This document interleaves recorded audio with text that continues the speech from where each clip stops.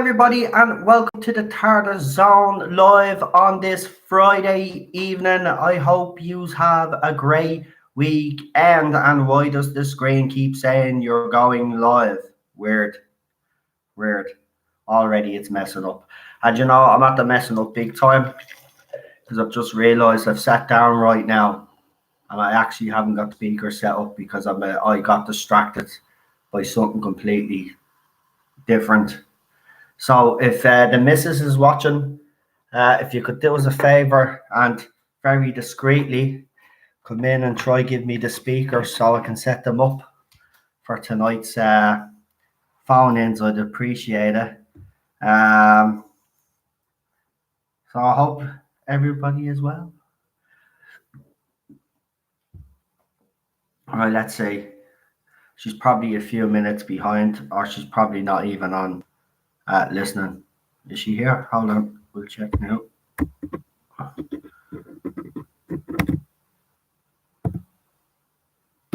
No. Oh, she is.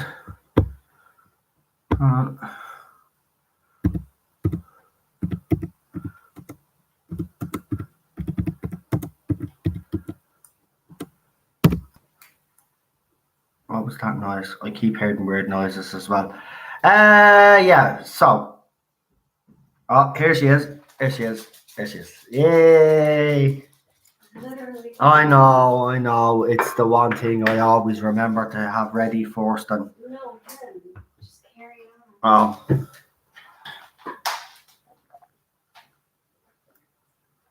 I was wondering why it wasn't deafeningly loud. Yeah, I know. I haven't even.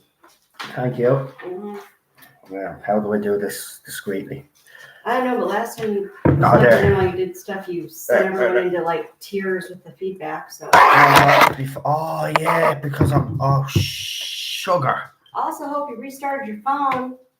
Thanks. What are you doing? I'm not around. I don't know. Fall apart maybe. Right, we're good. Look. No, he wants mammies. See? He. No, he wants to go out. Well then, there's nobody down in the car park. I know, go down first. Yeah, don't worry. Right, I should be ready. Sorry about that, folks. Right, let's get this show on the road anyway. So, yeah, tonight, whatever you want to basically talk about. I don't drink vodka, Derek. I only drink whiskey or rum. Yeah, I don't touch that disgusting vodka stuff. I already have a few names down for callers tonight, which is absolutely fantastic. If anybody else, I've got the people that have sent me messages say, can I come on? I've already got your messages. If anybody else that hasn't sent me a message would like to come on tonight, please leave a message in Messenger for me. Bring you on, have a bit of a chat. Also, I'd like to give a shout out to our very own John Guggen in the chat who did their own blog. So I've shared that blog on Messenger. So please show your appreciation. Go and read the blog. Show your support to John. Also, I'm under the understanding that Daniel is going to launch Dewey's channel, which is absolutely fantastic news. You should never let any negativity out there stop you from doing what you want to do, Daniel. And with that, I just want to address one little issue on this channel.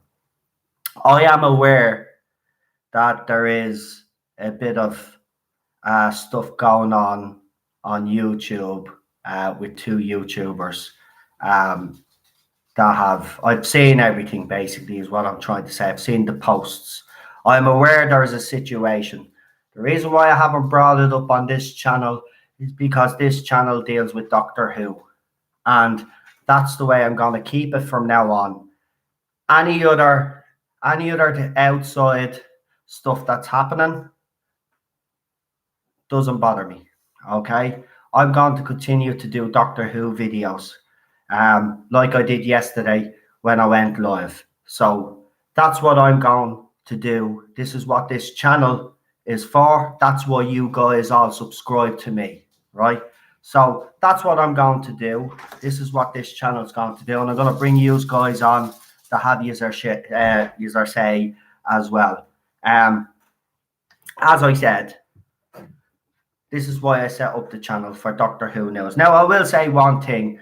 If there's anybody that follows me that feels any sort of loyalty to those two YouTubers, by all means, unsubscribe and be loyal to them. I understand, right? This for me isn't about subscribers or anything like that, right? This is, for me, this is about doing the content that I do. If someone out there wants to attack me, or two of them want to go out there and attack me, that's their business. I am not getting involved in a dispute, okay? At the end of the day, as I said, we're going to do Doctor Who videos on this channel. And that's the last time I'm going to address anything about it, or I'm going to say anything about it, to be quite honest. So that's it. But Futurism have put up an article, and I suppose it wouldn't be a Doctor Who channel if I didn't do it. So the Master is rumored to be returning to Series 12. Yeah, so as I said, floodgates, you know. What can you say? What can I say? Other than, yeah, there's another article. So, yeah. Apparently it was leaked on Reddit or something, or there was a Reddit thread, and then it gained traction on Gallifrey base or something. So yeah, don't know what you guys think. If you want to talk about that tonight, by all means. Excuse me, I shouldn't have drank that Coke real quick. I hate when that happens. Sorry, guys.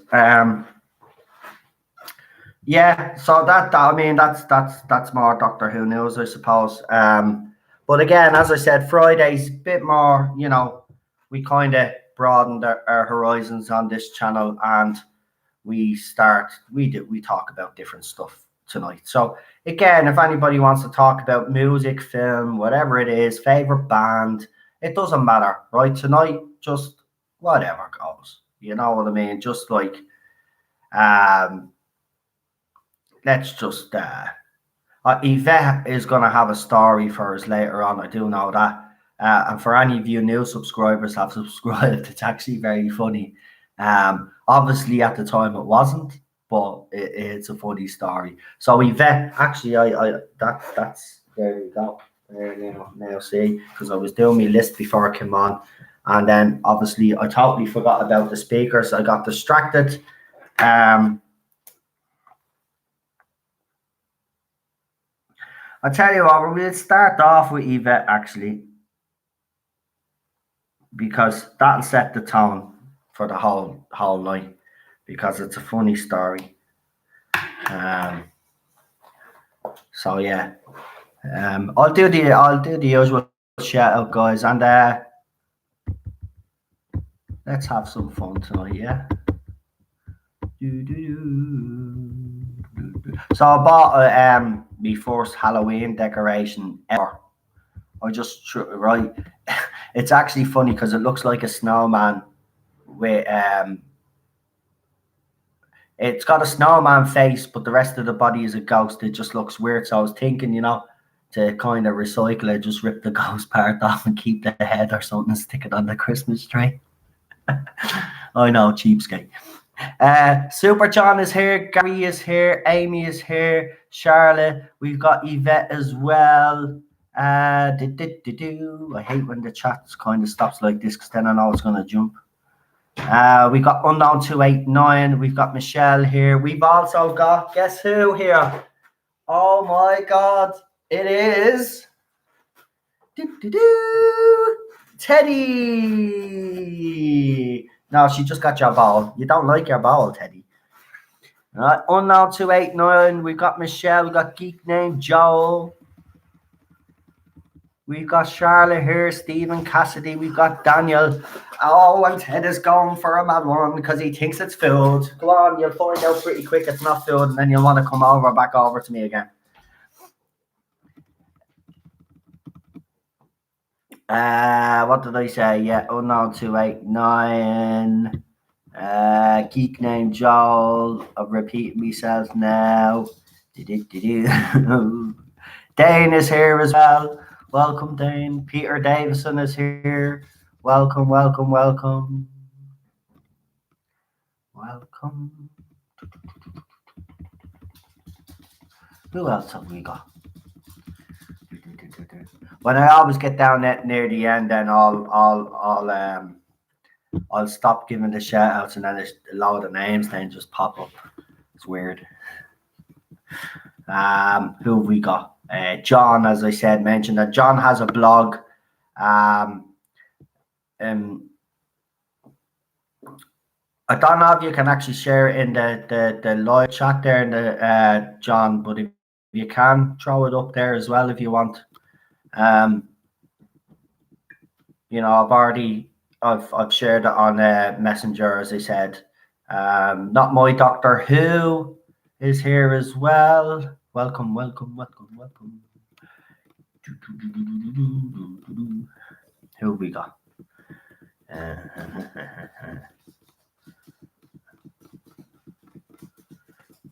We've got Renee here. Mrs. Not My Doctor Who is here as well. Welcome, welcome, welcome.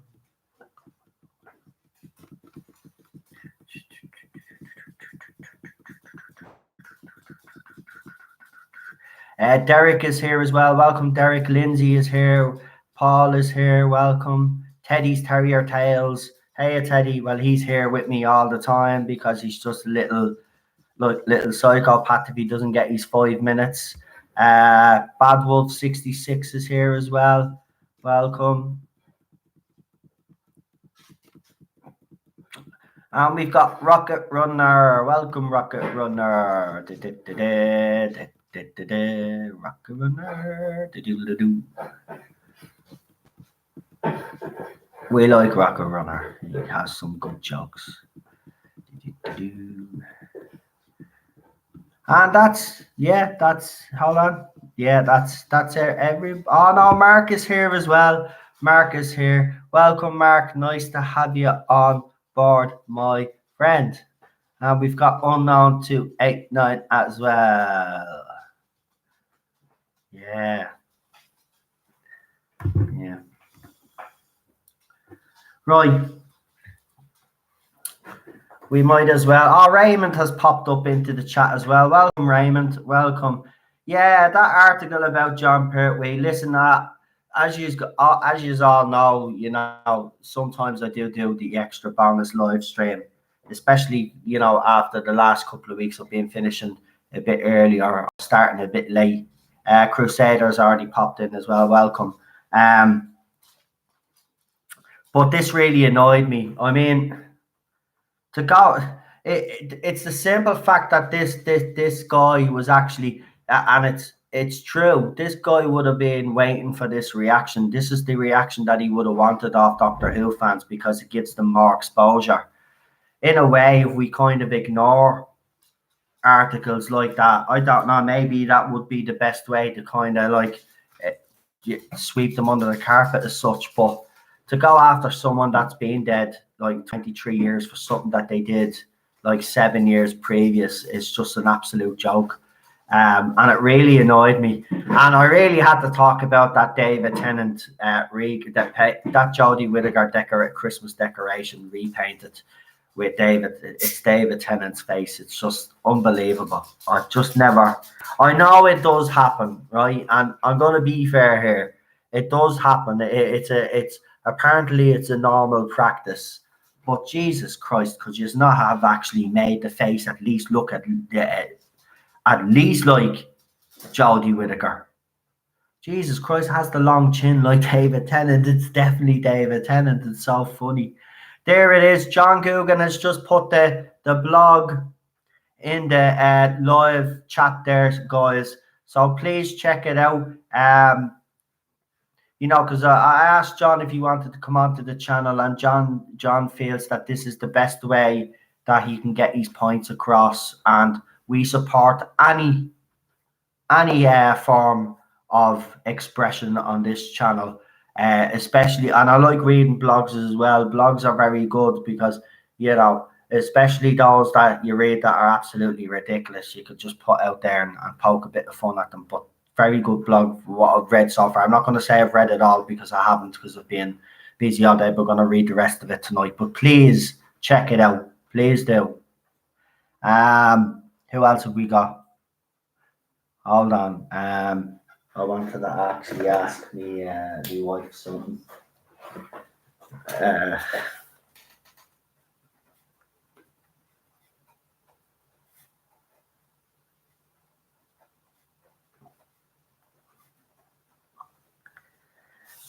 Yeah. I know you can't see that. I should get you glasses. All right. Right. No. Just do us a favor, folks. Give the video a like.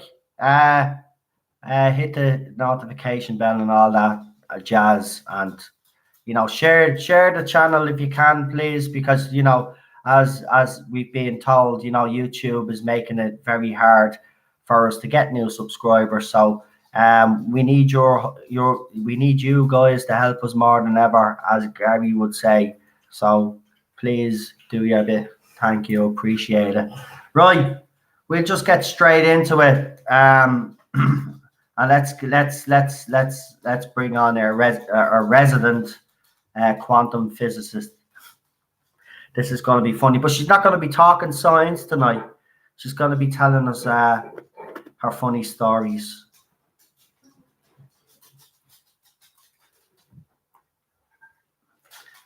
So, could you do us a favor? Actually, I'm partial to my Yorkie bar right now while I listen to Cheryl.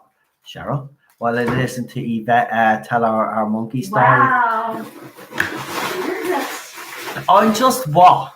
Not doing well with my name, I think. By the way, the old ad for these, right, would have the SJWs in their panties in a twist, right? Because they used to be like Yorkie man food. And Gary is here. Welcome, Gary. Welcome. And Ted is looking for a bit of chocolate, but we know dogs can't have any chocolate. So I'm sorry, Ted. This is Daddy's treat. Right, we'll get Yvette on because come here. Crazy monkey stories, and what was it was an elephant one as well, I think, wasn't there? So let's go for it. Elephants and monkeys. What can go wrong? Well, you could call her the wrong name. Ha ha ha ha! Very funny. Hello. Hello. How are you? You're quiet. Oh my God! Do you know what? This is becoming a running theme now. Right, that's it. The next time you say that you're barred for 3 months. I'm only messing up. Really? No. Right. Well, thanks for bringing me on first. You know, I'm so glad. I've had such a long week, and I'm gonna first of all, I'm gonna say hello to Amy because you missed her, and she's our babe. Oh no, so say hello. Did I? Oh, yeah, you missed her. Oh, I'm sorry. You did. Sorry, Amy. Welcome, Amy. Hi. Good. Right. Okay.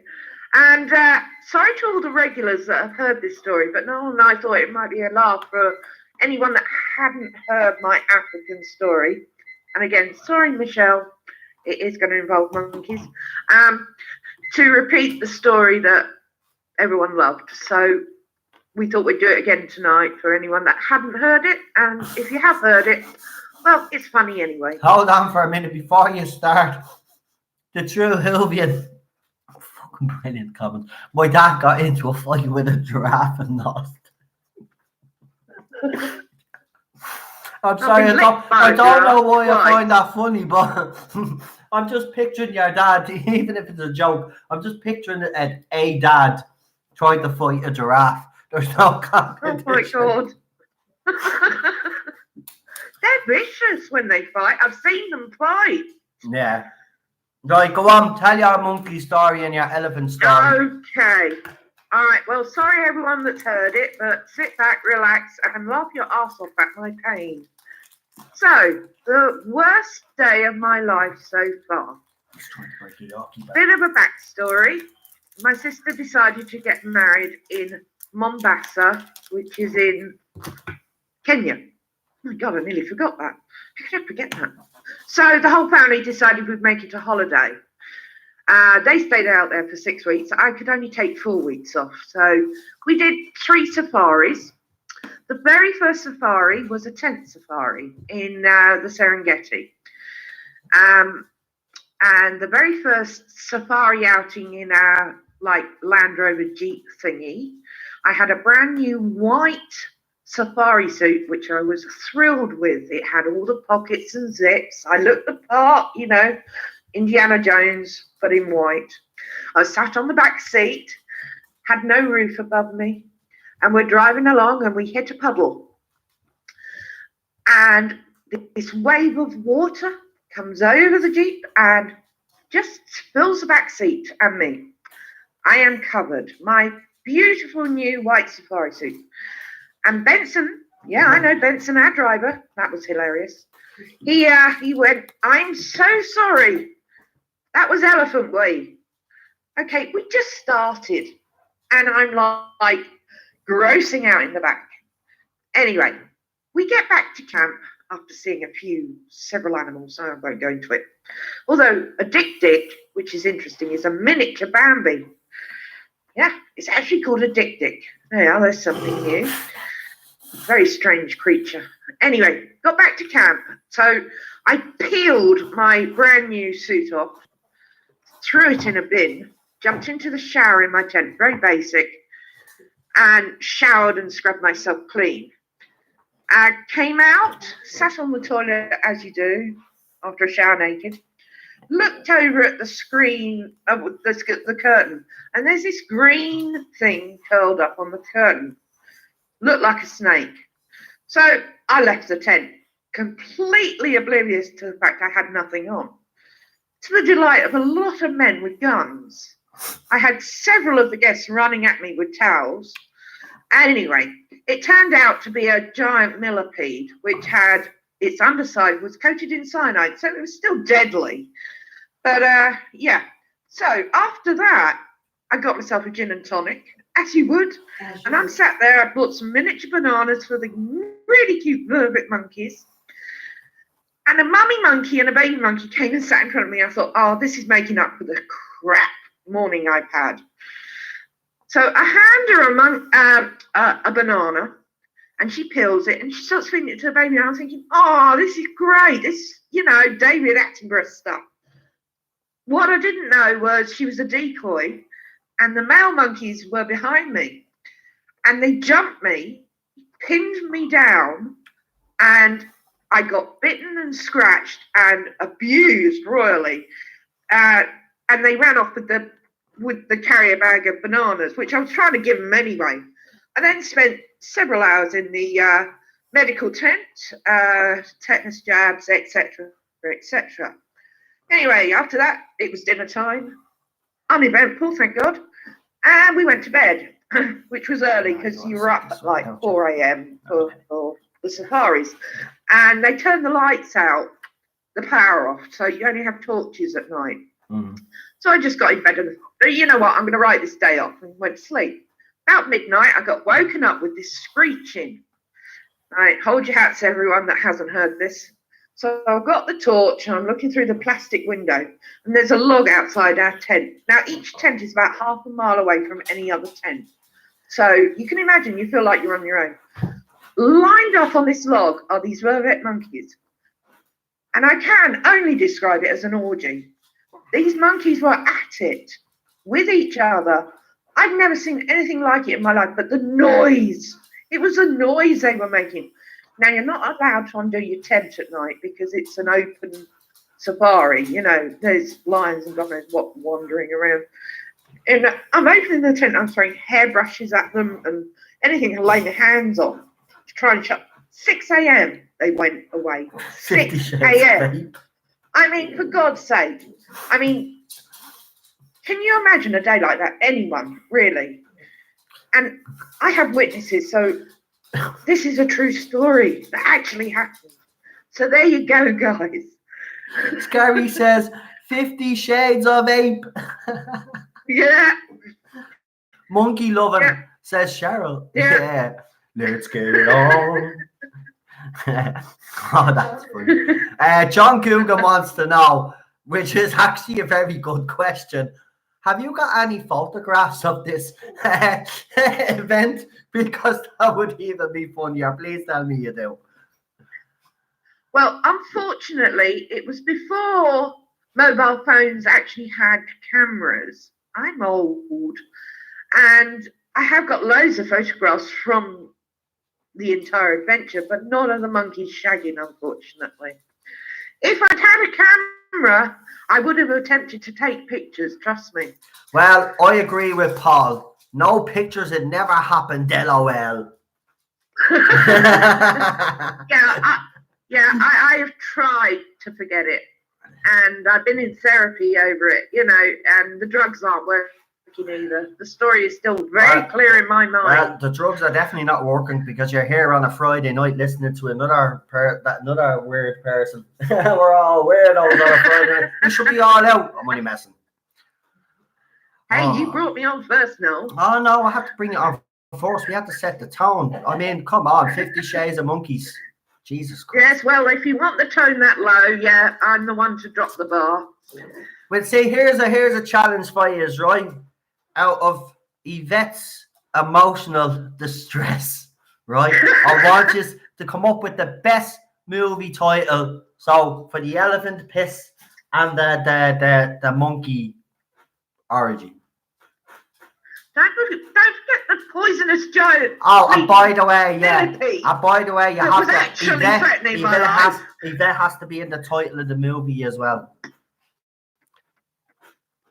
Oh God. Yeah, well, you could think of one now. Go on, you set the tone. You think of one. You could think of All right. one. Well, I'll start you off, Right. guys. This one's for you, Paul. Casa Erotica. Now, unless you're a Supernatural fan, you won't know what that is. Well, I'm not a fucking Supernatural fan, so that's Amy says Lamar, so she knows what you're talking about. Stephen Cassidy says the monkeys strike back. Actually, I like that. Nice. I did nothing to them but brought bananas.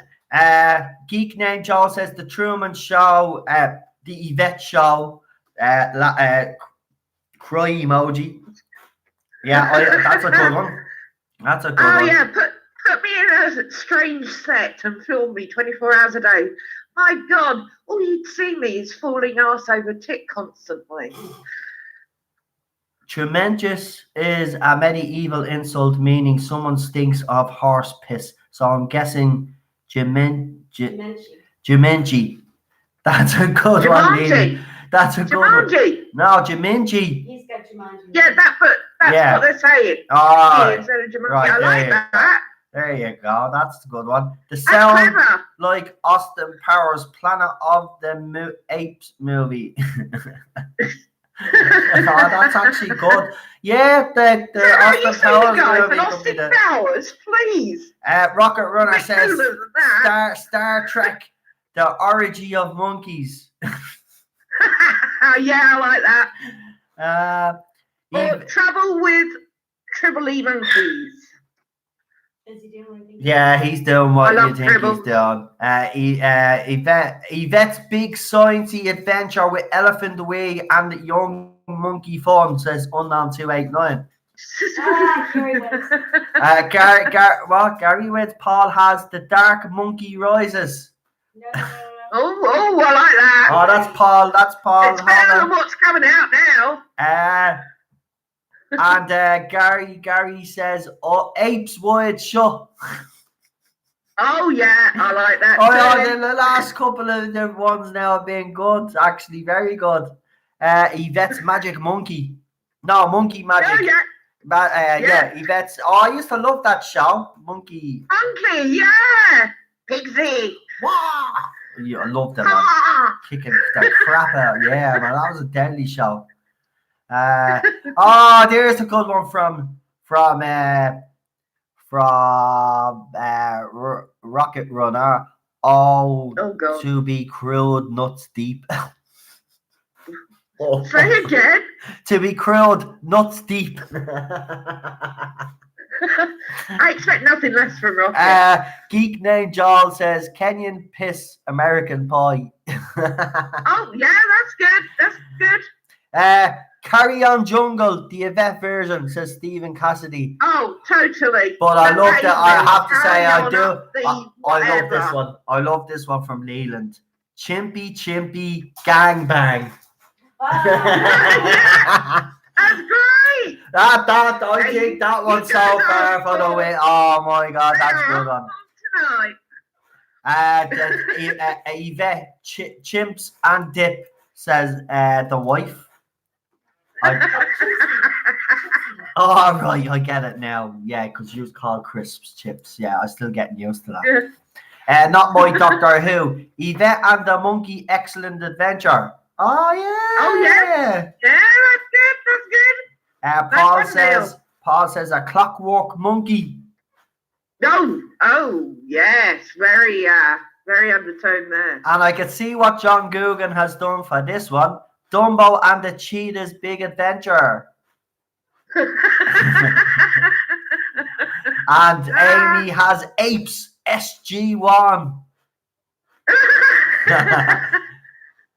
Brilliant, Amy. And Cheryl writes the Tardis on live Daniel where Jackson Doctor again. Who and Monkey Love Me.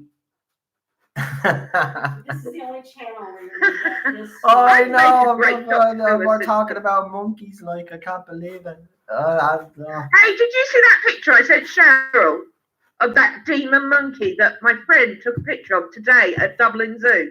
It looks like it's come out of hell. She sent it to me because she knows my story. And I sent it to Cheryl and went, what the hell is this thing? I wouldn't be surprised, man. They're probably all on drugs over there in Dublin Zoo. It's only up the road from It me. looks like it's come out of hell, this monkey. Let's Honest see. to God, it's a demon monkey. Yeah, this story's been all over the planet, I can tell you. Here, look at this, guys. You got the picture? Oh, yes, I do. Those eyes are, do you know what? Is that not a demon monkey guy? I'll make him even more demon looking. No, You send me that photo. No. You leave this monkey alone. Right, we've got a few more of these names. Let's see. The woman with the Kenyan piss. The man with the golden gun. That's a good one, Geek now, Joe. Oh, that's the cardboard from all these beds. He's at the ripping it all because he ripped his blanket out, so he's at the taking all. Well, you asked me what it No, was. I'm talking. Unknown 289 says National Lampoon's Apes Down Under. Yeah, excellent. Yeah. Yeah, excellent. Yeah. Mrs. Not My Doctor Who. Yvette Duval and the Adventures of the Randy Monkeys. Yeah. Why not? Stephen Put Cassidy. my whole name in it. Thunder Monkey. Well, I'm so Michelle glad is- again that my pain and suffering has Oh yeah, Given that's what pleasure it's to all. everyone. That's what it's all about. That's what it's all about. It's all about that. I don't mind. Here's Michelle. Everyone- Michelle says, "Is that the monkey that attacked Yvette? Is that? There were several of them, Michelle. Several. Is that? Literally. They pinned me down. Is that a movie? No, she's talking about. Oh, she's just No. asking. Oh, she's just asking if it's if how many. Yeah, they gave her a good uppercut, No, she was asking and then they gave another one like bang, and then went boo, and then boom, and then the monkey went. I swear to God, Noel, I wish I could take you back in time to that point and show you it. Because you would not believe your eyes. Honestly. Seriously, if I went back through time, I'd cause havoc. Right, I'd be saying, Yeah, you listen, would. I'd be You like, would. I'd be You'd like, step listen. on a bug and change history. No, what I do is I'd say, listen, right, you're in the 80s now, you are great, right? but you're all going to do bad shit that's going to catch up with you 40 years from now. So do me a favor, don't do any of the bad shit so you don't get into trouble, because it's going to cause No, society bollocks to to that, change. no. I love the 80s and I had a lot of fun.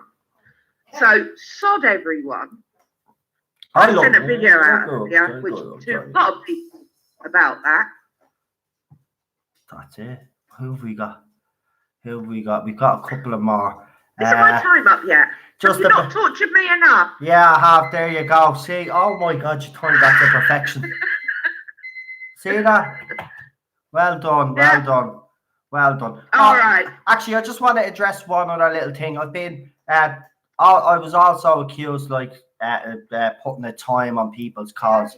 Well, the reason why there is because I do have so many callers. Like if I didn't have so many callers, there wouldn't be. And you've got a lot of new callers, exactly, which are great. I mean, Joel, I watched the playback; he was fantastic. I know. Yeah, I have him down tonight as well. You want to get the new ones on? That's it. I have hearing me. I have Joel down for tonight. Don't worry. He's on the list. He's coming on. I am sure everyone is fed up of my voice by now. All right. Oh, there was a long silence there. Sorry, no. I was having a drink there. Don't want you thinking of that was an awkward long silence there. No, look at. I said it. You're more than welcome on here every time. It doesn't matter. Like people want to come on, people want to come on. That's the way I do it. I ask everybody who wants to come on. People give me their names. I calculate how many I need, and then I do the list, and that's as simple as that. Yeah. So. Yeah, and that's right, no, because everyone wants to come on. So many new people want to come on, and that's great. It's great new people want to come on. We want to hear new stories. Actually, anyway, I want to say something before you go, though. You should go to, the zoo in the UK there, go to the African Safari Park. You might have more new stories to tell us. Well, I have been to several safari parks in the UK. I have a couple of stories. I've actually sent a picture of one to your wife with grand. me being abused by a baboon. Oh. Well, I'll definitely have a look at that. Trust me, I won't show anybody. I promise. I don't care. I don't care. Any photos I send out of me are public. See you, Dane. Dane is gone. Right, Yvette, I'll talk to you soon. Bye, guys. Talk to you on Sunday. Yeah, bye. Bye. Now, and that was Yvette, everybody. First caller of the night. And Ted is over here like a hawk now because he sees me with me chocolate. I better just put my chocolate down. No. Now, who have we got next?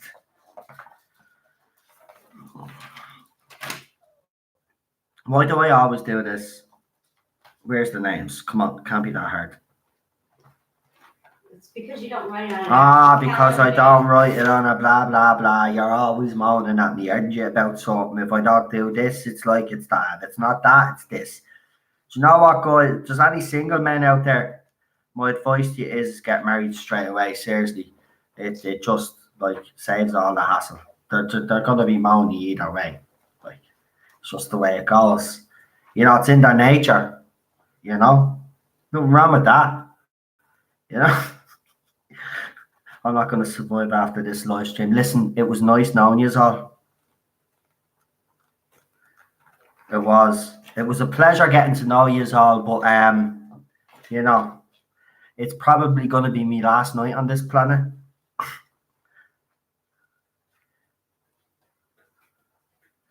And here, just remember, right, if it is, that we did this together. I actually can't find these names. I wrote all these names down before I come up. I'm actually kind of freaked out. It's no,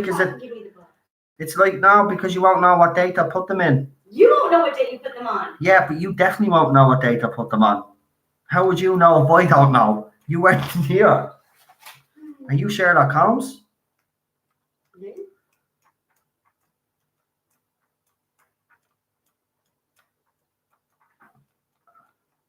No, I'm Sherlock Holmes. You're Dr. Watson.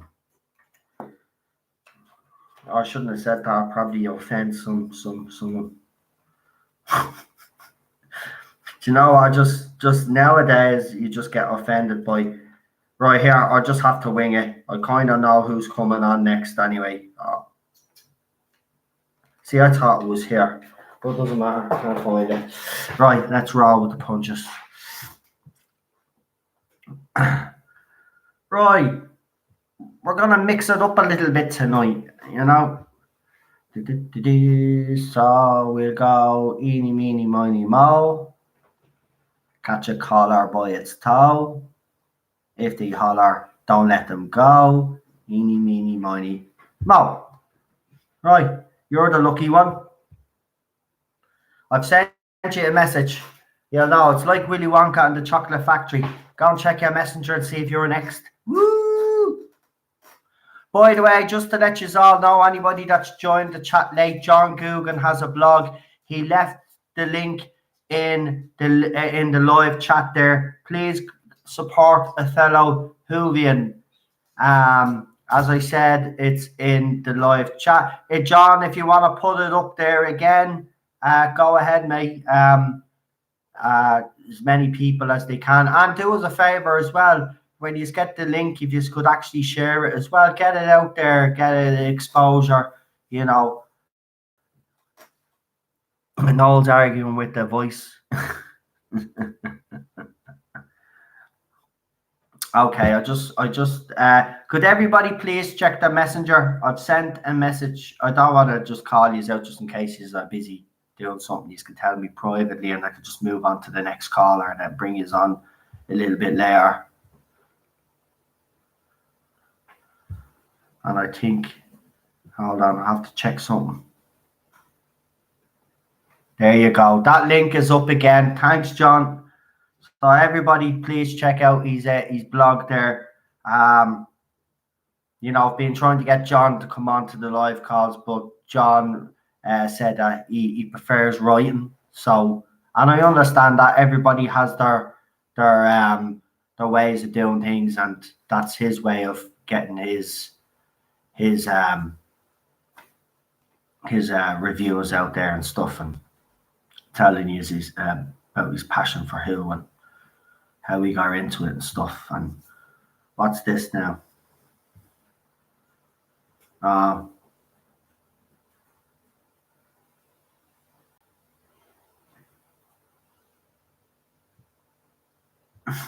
that is actually funny.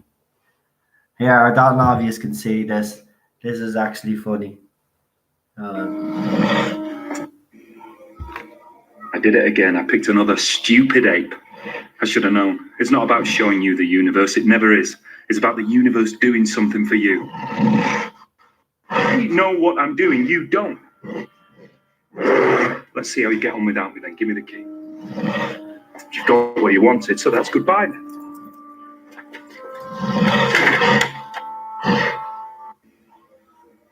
I did it again. I picked another stupid ape. It's not about showing you the universe. It never.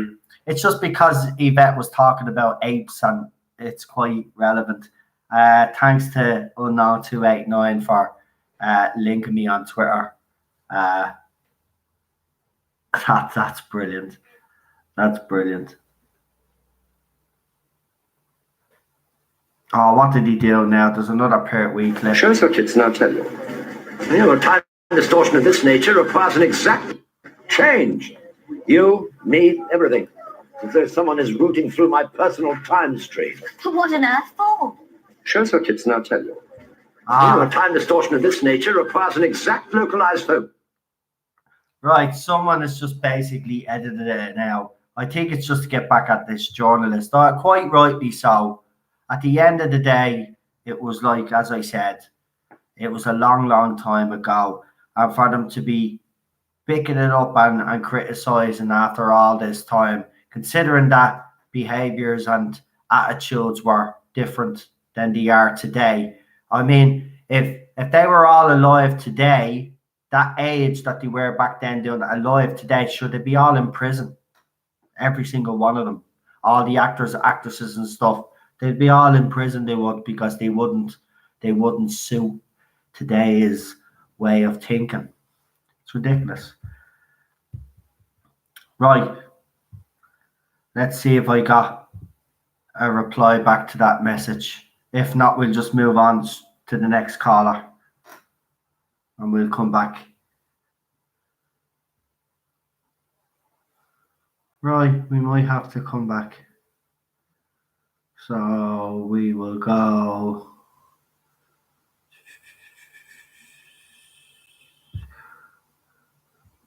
We'll see if we can get, yeah.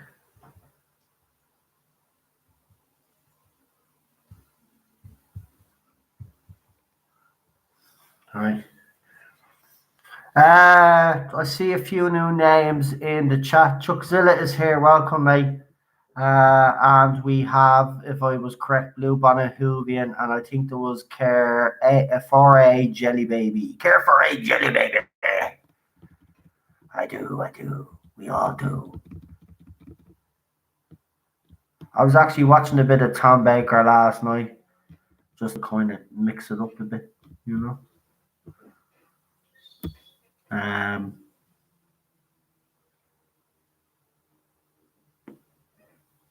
Right, we might as well get our next caller on.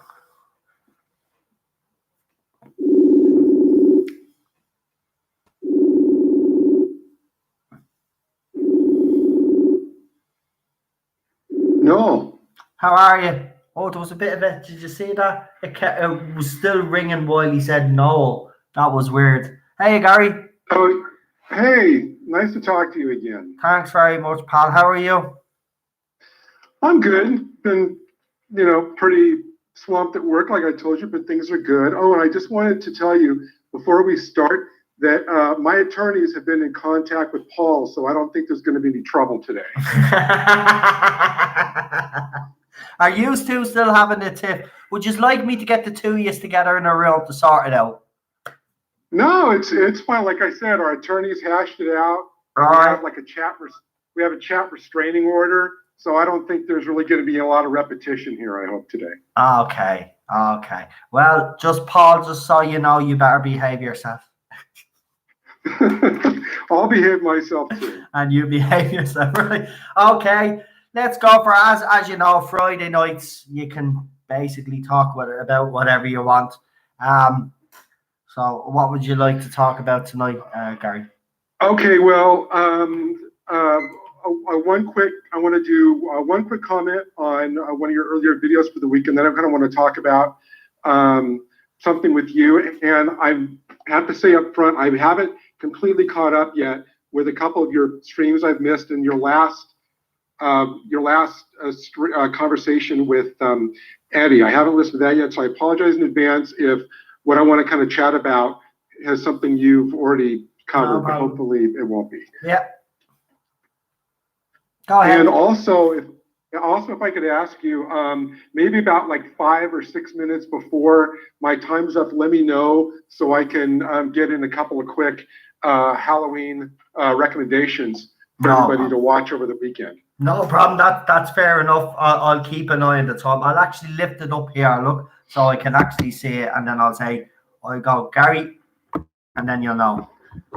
Okay, great. I want to just really very quickly mention about your post about the Jodie Whittaker figure. Yeah. The repainted David Tennant. My theory on that, my conspiracy theory on that, is that that's actually a clue. I actually think when Jodie Whittaker stormed off the set, they brought David Tennant in a wig to finish out her scenes, and that figure is kind of the tip-off of what we're going to be seeing in series 12. So I just think they released that a little bit too early, but that's my theory on that. Oh, I love it. And that, come here. That'd be better than anything that Chris Chibnall has written for Series 11. I think the ratings will go through the roof when people know that. Come here. If everybody knew that David Tennant was coming back, I tell you, the ratings would shoot through the roof. They would. I'd even have to admit that. There would be such a, it'd be, couldn't even think of how the reaction would be. It'd be epic, wouldn't it? No, it never happened though, but yeah. Go ahead, Gary. So, anyway. well, okay. One thing I wanted to, and like I said, tell me if you've already kind of covered this. This week especially with, that Dalek video dropping, and Yeah. Everybody's kind of talking about what's going on in Series 12, and everybody's talking about, the content. Do we like all the old villains coming back, and what do we think? But I actually kind of want to approach this from a different angle. I want to kind of see what you think. I actually want to approach what's going on, and then for Series 12 and beyond, from have us look at it kind of like from a brand management point of view.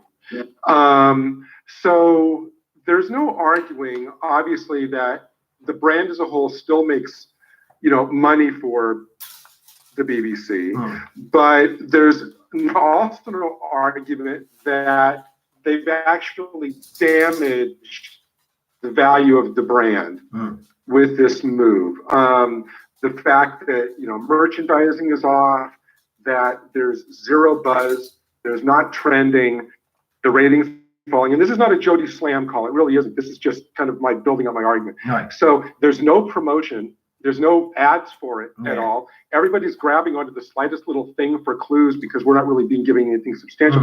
Even the logo. Nobody likes the logo. Yeah. So from a brand management angle, what's going on now is kind of really hurting the value of the brand. By value of the brand, I mean kind of like going forward as a potential source of revenue, interest, whatever, for the BBC. And what I think possibly not, this is just totally my thought, is that possibly I think that, as you said this week, you had that note, you said there's word that the 14th Doctor has been cast, although there's no idea yet who it is. But the reason I'm bringing that is that's an indicator. Clearly, the BBC is still interested in keeping things going beyond this current era. And so I'm thinking that maybe one of the reasons why, all these old villains, there's talk today of the Master coming back. We already know about the Jadoon, the Cybermen, the Daleks, you mentioned the Sea Devils, although there's been no picture. At this point, I'm just thinking that the BBC right now, I think, is playing to the fan base in an effort just for this year, just to kind of stop the decline. They want to stop the bleeding. They want to arrest the decline until the show itself, until they can position the show itself on a more solid footing. And I think the way to do that is not really to worry about for this season about getting new fans in, but just possibly bringing back in the older fans in an effort to kind of maybe build the base up, or to stop more fans from going away. And if you look at kind of what they've done this year, so the show itself has been off all year, and they haven't done any of the stuff like Moffat did, with those little interstitial, little 5-minute videos that he put out to maintain interest. They haven't done that, but look at what they've done. The figures of Jodie Whittaker, the Barbie dolls are dead. So what have they done? They've gone back to what they know sells well, which is the classic 5-inch figures, the classic figures, because they know those will sell. Look at the videos. The videos are dead in the water and on the shelves. So what have they done? They've fast-tracked the classic series box sets and brought out animations of classic stories. And for the books, they're not bringing out any Jodie Whittaker books, but what they've done, we have new Target novel reissues. Eric Soward's coming out with his novels of Revelation and Resurrection. So the BBC in every area is going back to the classic series to try to, for the money and the merchandising. And so, because I think, unless I'm wrong, that the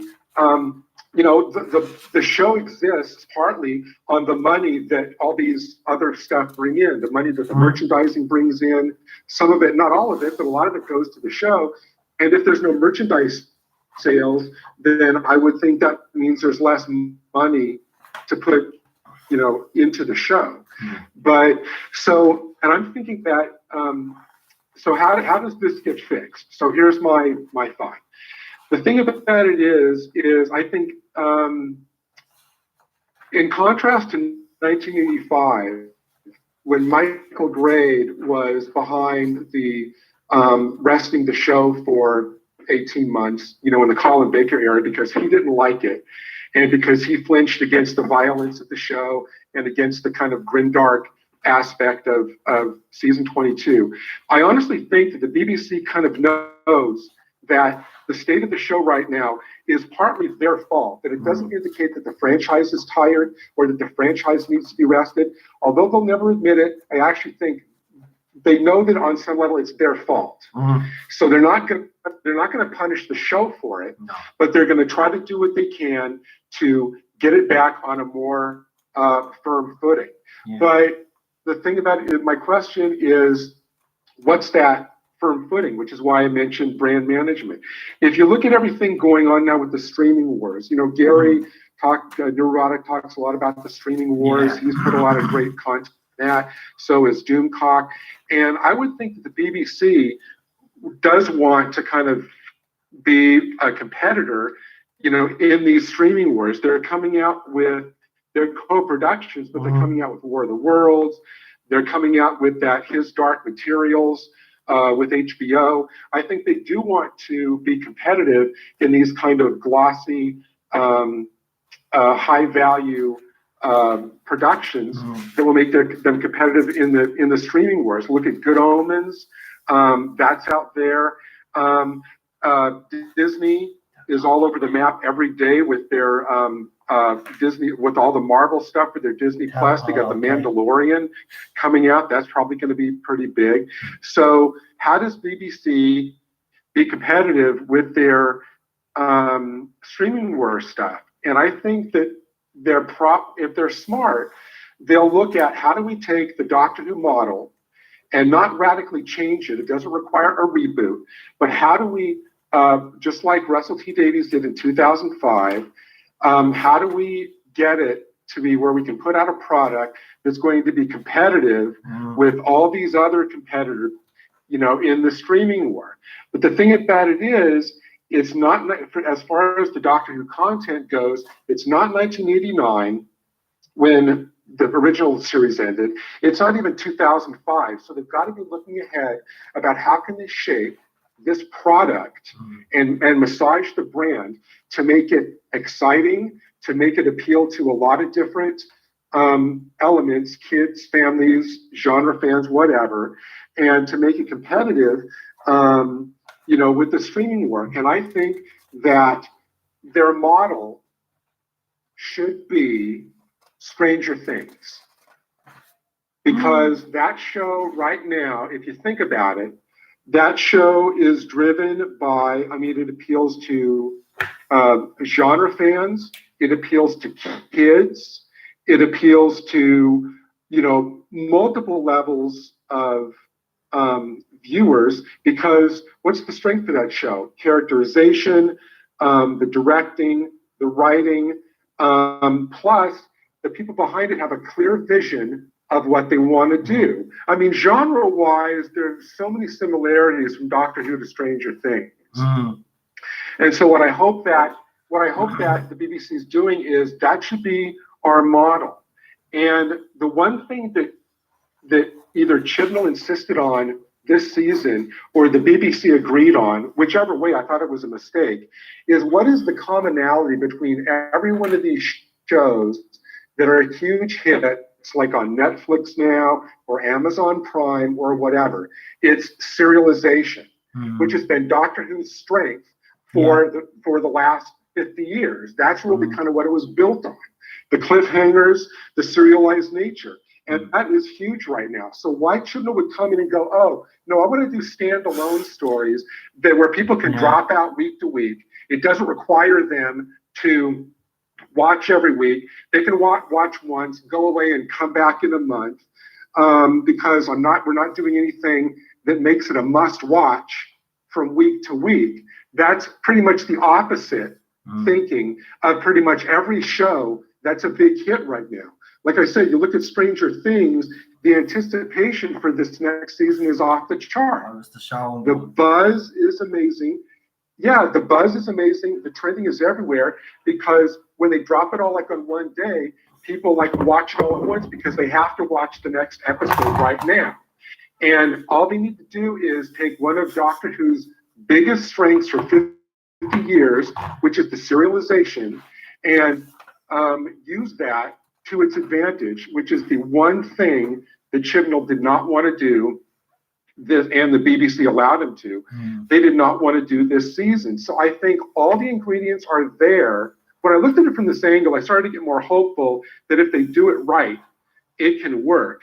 But I honestly think that they need to take the Stranger Things model, find out what appeals to people in that show, which won't take long, and say, well, Doctor Who has all that. We just need a strong actor, a producer with vision, a team of writers who are strong at characterization, that can be scary, that can be adventurous, where every week can be, maybe do like a serialized quest story, something where that has standalones, but there's an overall arc where people have to watch the next one.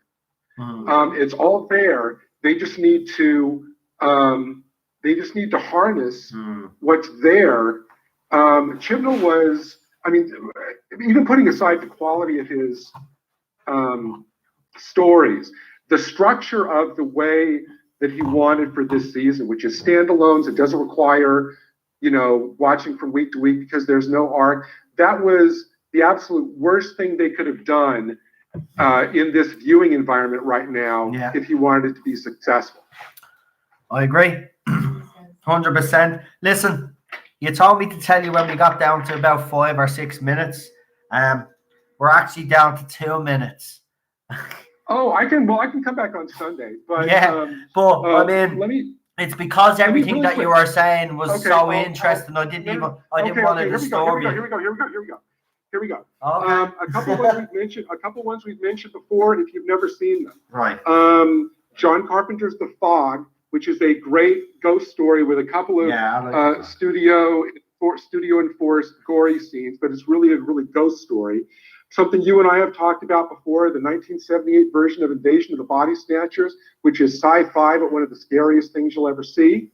A couple of things to watch, to go on YouTube after your stream is over, of course. There are 2 things that you can find readily on YouTube. One is a 1972 production from the BBC by Nigel Neal, creator of Quatermass, called The Stone Tape. It was a Christmas special, but it was about, it's kind of very occultish. It is hugely scary, by Nigel Neal, one of the best writers ever. It's called The Stone Tape. It's 90 minutes, watch that. Another short one on YouTube is something I watched when I was really, really small, and it scared the life out of me. It was a movie of the week on television, and it was from 1975. And so it's about 75 minutes long because it's without commercials. It's called Satan's Triangle. Satan's Triangle. It stars Kim Novak, Doug McClure. It's kind of came out when the whole Bermuda Triangle thing was, everybody was doing Bermuda Triangle stuff. It's one of the scariest things you'll ever see. And it scared me it seared into my brain because it was so terrifying. It's called Satan's Triangle. Watch that. The final one, it may be a little bit off the beaten path, but you may think, oh, I don't watch cartoons. But I'm not usually a big Scooby-Doo fan, but for those of you who haven't seen it, I highly recommend a 2-season show called Scooby-Doo Mystery Incorporated. It is, as opposed to all the other Scooby-Doo things, it is a 52-episode serialized story where the atmosphere is dark, the animation is a lot darker, the stories are a lot darker, it's a lot more violent, people die.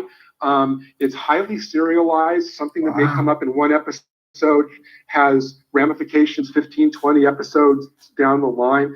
It's flooded with homages to horror fiction and horror movies. It's just so far from what you expect when you say Scooby-Doo. And if you're a genre fan or a fan of like Stranger Things or whatever like that, it's well worth your time. You watch a couple of episodes and you'll want to keep binging it because it's a continually serialized story with, I'm not going to give away the plot. It's because there's too many great things in it, but it's called Scooby-Doo Mystery Incorporated. So I highly anticipate, and I see some people in the chat are saying thumbs up with that because they've seen it. So those are all my Halloween recommendations. I will take the blame if anybody watches those and doesn't love any of them. And so that is it for me today, Noel. Thanks very much for brilliant call. Great. I definitely watched the Scooby-Doo because I haven't actually never seen that one, to be honest with you. And I'm a Scooby-Doo fan. Like I said, Believe it or not, I actually if you did watch like the one- movies, and I know they were kid movies, but I actually liked those Nickelodeon movies. I thought they were funny. Well, the thing about this is, one last thing really quick, is that not only does it make references to a lot of the other Scooby-Doo series, but it has characters from other Hanna-Barbera cartoons come in occasionally as guest stars. But when I say it's highly serialized, I'm not kidding, because you really need to kind of like binge it, because there are like so many threads that you need to keep track of that are running, but it becomes just this massively epic story, and it's just beyond any other type of Scooby-Doo that's been out there. So I highly recommend that for Halloween. Oh, thanks very much. Sorry, I just seen a message off Paul, because Paul is supposed to come on, but he said he'd be back in 30 minutes. So I hope I can get used to talking again. It's sad, isn't it? Well, no, we're talking. I actually I'm going to be making him a fruit cake for Christmas, and off to him. So I hope that does the trick. Yeah, you putting raisins or razors in it? You see, you're just like Cheryl. You're an insider. You're not trying to be a unifier. You're trying to be an insider. That was my joke and he stole it. I didn't. Honestly, Gary, I typed this in the chat manager. You're literally the happiest sounding caller, no matter what you're talking about or when you're calling. I'm always just like, Gary's just so happy. Yeah, and you know what? Oh, so am I. Well, no, I'm glad to be talking to you guys again. I was kind of going through I'm going through Tardis zone withdrawals because I wasn't able to call in and stuff. So I'm glad to. Well, enjoy the videos. There's some good ones there as well. I put up a couple of articles as well, and so there's some to keep people going. Listen, thanks for coming on as usual, Gary, and we'll see you on Sunday. All right, thanks, Noel. Bye, Cheryl. Bye, Ted. Say bye-bye, Ted. Bye-bye. Right, see you, Gary. Bye-bye. And that was Gary, everybody. Great call. I know that call went over a little bit. I do apologize for that, but I mean, come here. He was making some great points. I didn't want to disturb him. Now, see. Right. Here, just right. I kind of have an idea who's next. Right. So we'll go with. I've got loads of people to come on still. Right, we'll do this guy.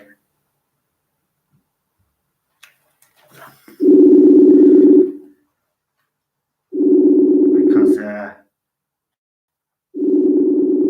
we spotted him on TV last night.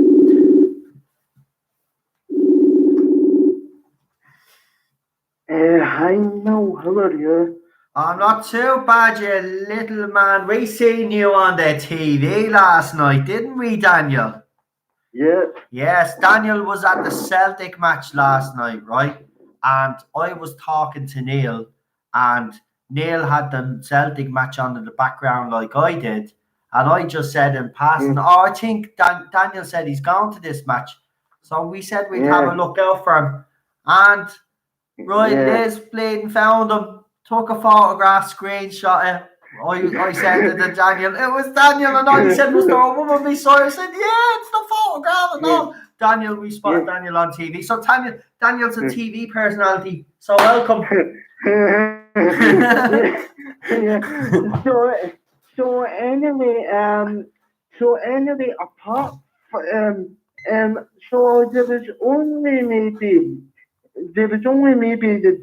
the Dalek Eve design that actually annoyed me yesterday because obviously I was at the football and I enjoyed but anyway, the Dalek Eve design video that you put up really did piss me off because let me tell you how, because it's almost the identical design they had for all that crappy New Year special. Yeah, but see, I have a theory on that now, right? Yeah. Because this has been playing on my mind all night, actually, since I put that photograph up. You make a very good point. So the top half of it is definitely a resolution design. I don't care what anybody says, you look at it, it's definitely resolution in design. So have we, everybody that has seen resolution here, did we miss something? Because this will make absolutely no sense whatsoever, this Dalek coming back, right? Unless it's part of the same sect and they built another one. Right? It's the only thing I can think of because it makes absolute. So you don't like the design. I'll actually find out off other people as well while I'm talking to you. If you want to tell me how you feel about the design, let me know. But what do you think anyway? I hate it's a load of shit. I hate that design. Even a kid could design a better design. Come on, children, get your head out your arse for once in your life. And actually design something half decent, which brings me on to what I was going to ask you. You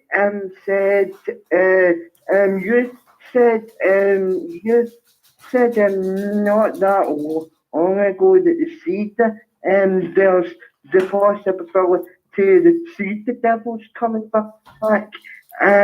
Have you seen any images to what the Sea Devils design or actually be?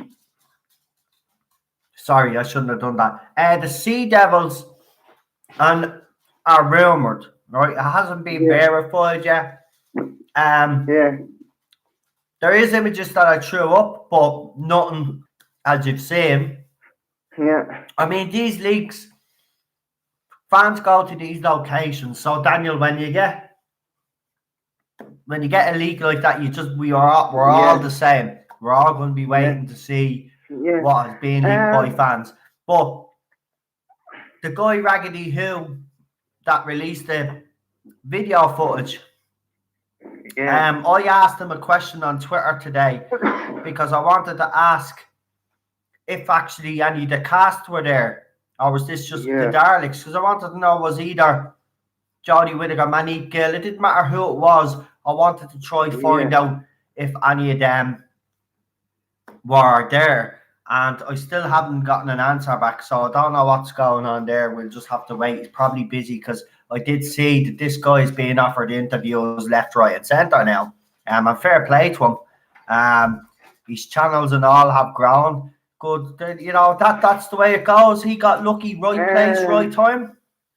Also as well, like I kind of want to put my 2 cents forward about the possibility of the master coming back for next series. Now, in my opinion, this isn't going to make any sense because you see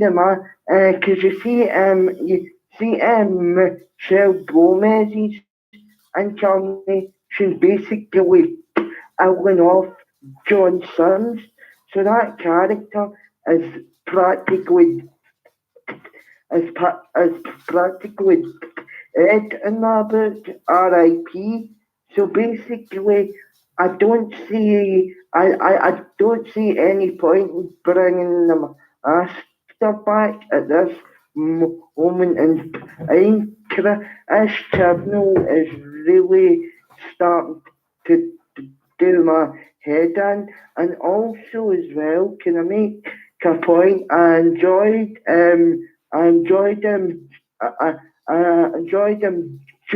old school the other night because there's a lot of similarities with myself because you can see that his passions basically go on a way as well, and I can understand and sympathise with it because, as you know, I've always come on here and said that throughout the course of this era, and I really enjoyed his call, and I really felt sorry for him as well. Cause you could see you could hear the disappointment in his voice, and it kind of reminded me of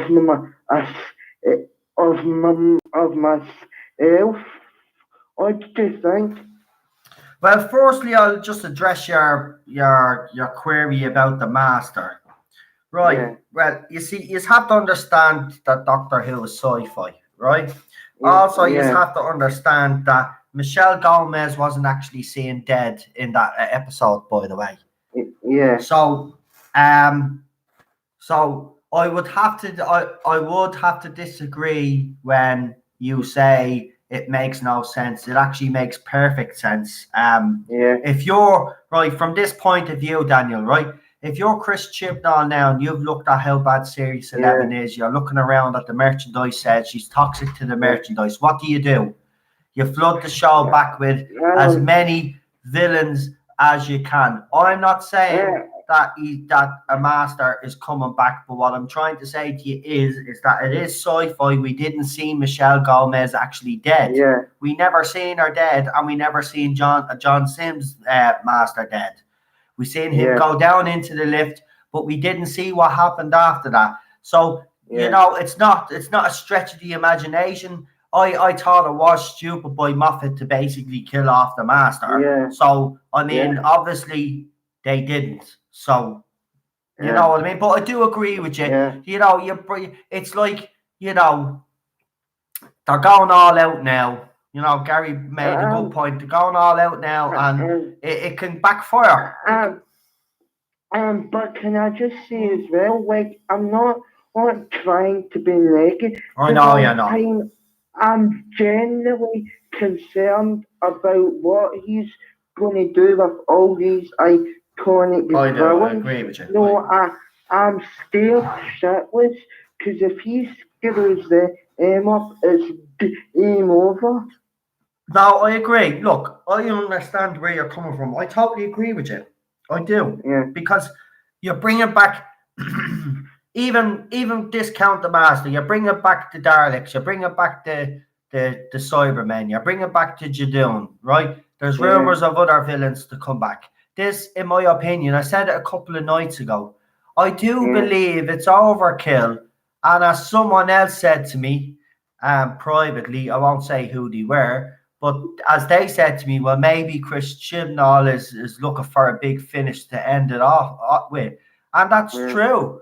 This is what this is. Um, He's gone in 2020. So, and I do agree with Gary. I do think they're bringing all these back to kind of salvage the show because they yeah, don't want it to go.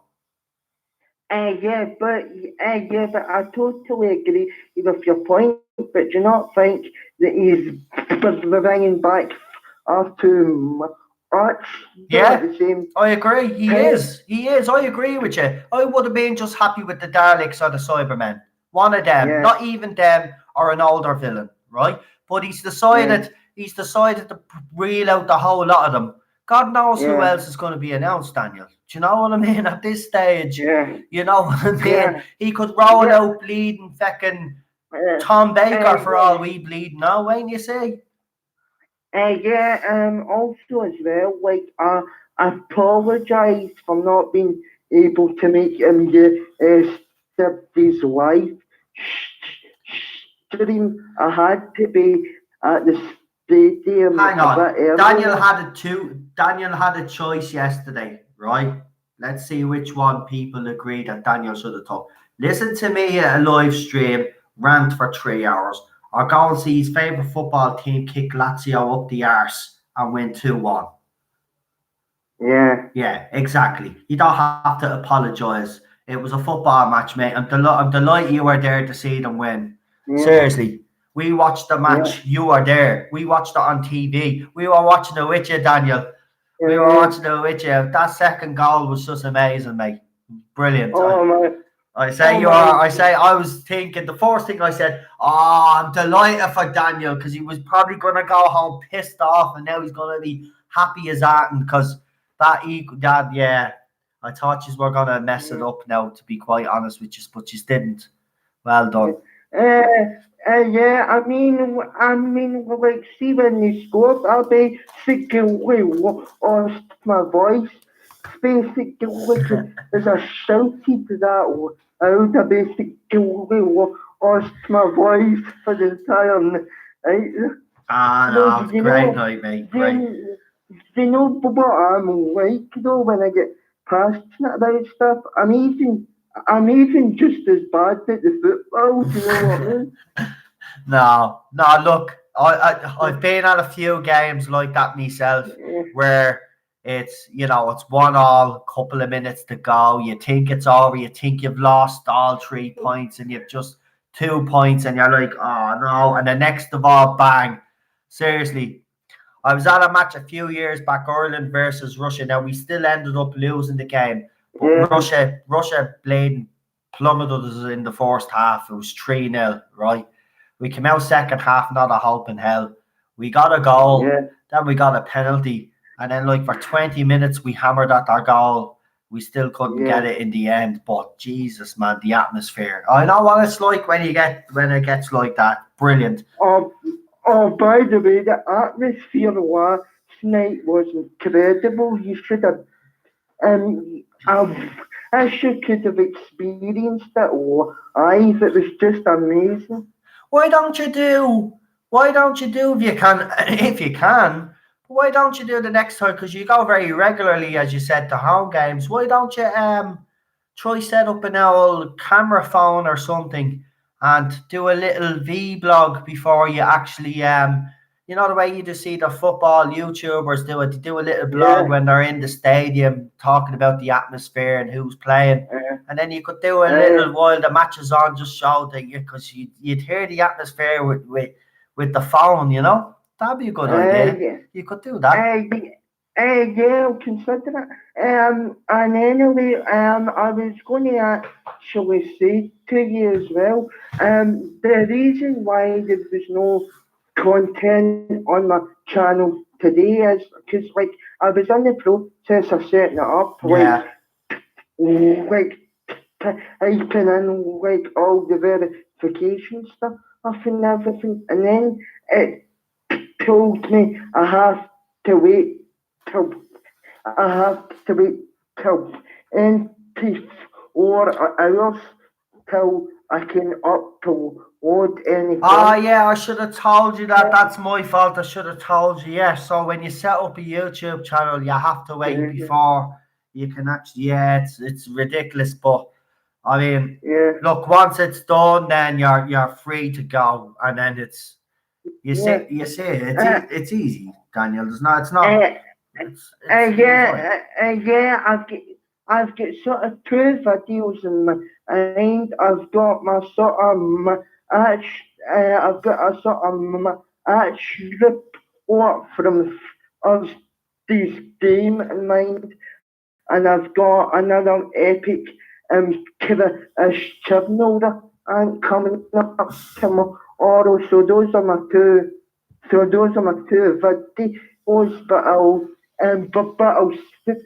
I'll send you them via Messenger and Hang on for a minute, Daniel. You've got about a minute and a half. What is the name of your channel, firstly, so we can get that out there first? What you calling your channel?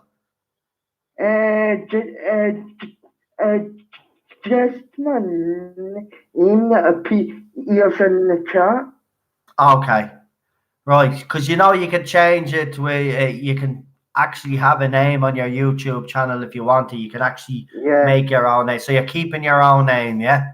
Yeah. Right, so if anybody wants to subscribe to Daniel's channel, please do. We said we were going to support Daniel on this channel, new YouTube channel. He's going to be giving his. And also, if I remember correctly, you did say that you're going to be doing Big Finish on it as well, yes? Yeah. I have picked out a big funny audio. I just need to buy that off the big funny website, and I'll listen to it. And as soon as I've listened to it, I'll put it up on the channel. And I'll give it a review. But I'll try not go into too many. No, don't. Always hold it back. Don't give too much information away because you want it to surprise people. Spoilers, but like at the same time, though, I've been wanting to kind of do something like that for ages, but I've never really had the confidence to do that, and that's all down to yourself for having me on the screens. So thank you for that, and thank you for having me on, and I'll let you go and get your next caller because I heard your phone go off. So thanks again. No problem. And listen, Daniel, it means a lot. Your support means a lot. But listen, we will all, when you get that channel up and running, and if you can, put your channel in the link description if you can, Daniel. If not, try even send it to me on Messenger, and then I'll throw it all over, and I'll get people to do their thing. And hopefully tomorrow, when your channel goes live, or wherever you go live, you'll have people watching your videos. Because I can't wait to hear what you actually have to say, because Daniel on his own channel. See, when you come onto this channel, I say you kind of hold back a little bit, but this is going to be on Daniel's channel, so it'll be Daniel Uncut. Yeah, I mean, I'm even considering upping the age to be honest. Well, here, if he does that, you know it's going to be good. Listen, Daniel. I can't wait. I really can't wait to hear what you have to say tomorrow.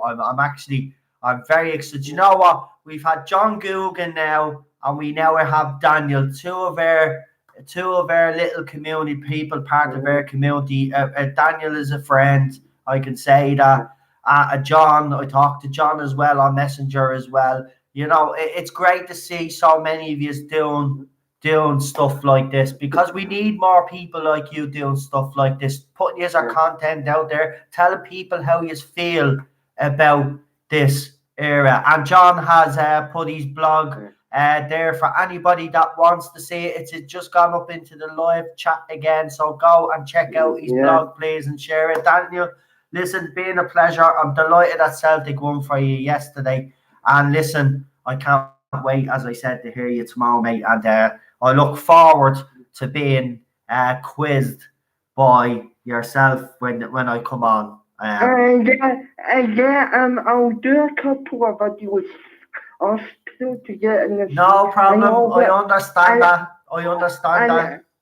And then I'll bring you on, and I said to bring on as well, though, because he asked me the other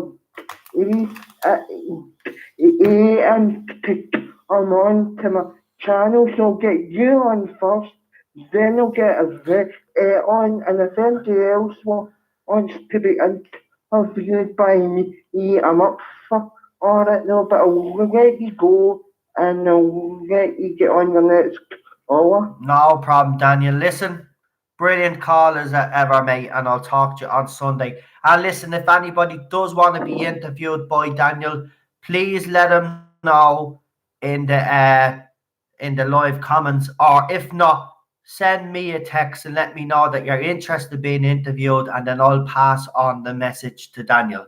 All right, Daniel, I'll Yeah. talk to you later, mate. Yeah, I'll talk to you later, mate. And up the boys. Yeah. See you later. I'm so glad he's decided to do his YouTube channel, because he was actually going to not do it because of the negativity in the fandom at the moment. And you know what I said to him? Look, don't let any negativity out there or anybody stop you from doing what you want to do. So I'm delighted that he's decided to go ahead with it. I'm thrilled, and I can't actually wait, to be honest with you. Now, listen, folks. Now, this is going to be an unusual thing that I'm going to do on this channel, right? But there's a reason why I'm doing it. So, Ballstreck's video, I've been informed, is rendering right now. So it's waiting to be uploaded, right? It's nearly there. I'm going to let you know when it drops, right? Because I want you to go and watch it, right? Which means nobody's going to be watching me for 26 minutes, right? I want you to go and watch Ballstreck's video, and I want you to also share the video, okay? Now, you will probably say why. You will understand when you watch the video why. But as soon as you see that Ballstreck's video has dropped and you get a notification, I want you to leave my channel, go over and watch Ballstreck's video, right? And come back to me after you've watched the video, okay? Now, I'm going to stay live. I'm actually going to watch it here. If people want to stay with me live and listen to it while I'm listening to it, you can. But if not, go over to his channel and watch the video. I will let you know when it drops, okay? I know that sounds like a weird request to ask you to do, but you will understand why, okay? Because people out there will say that I'm all about clicks and I'm all about subscribers. I'm not. So I'm asking you, when that video drops, I want you to leave my channel, go over to his channel and watch the video. And then come back to me.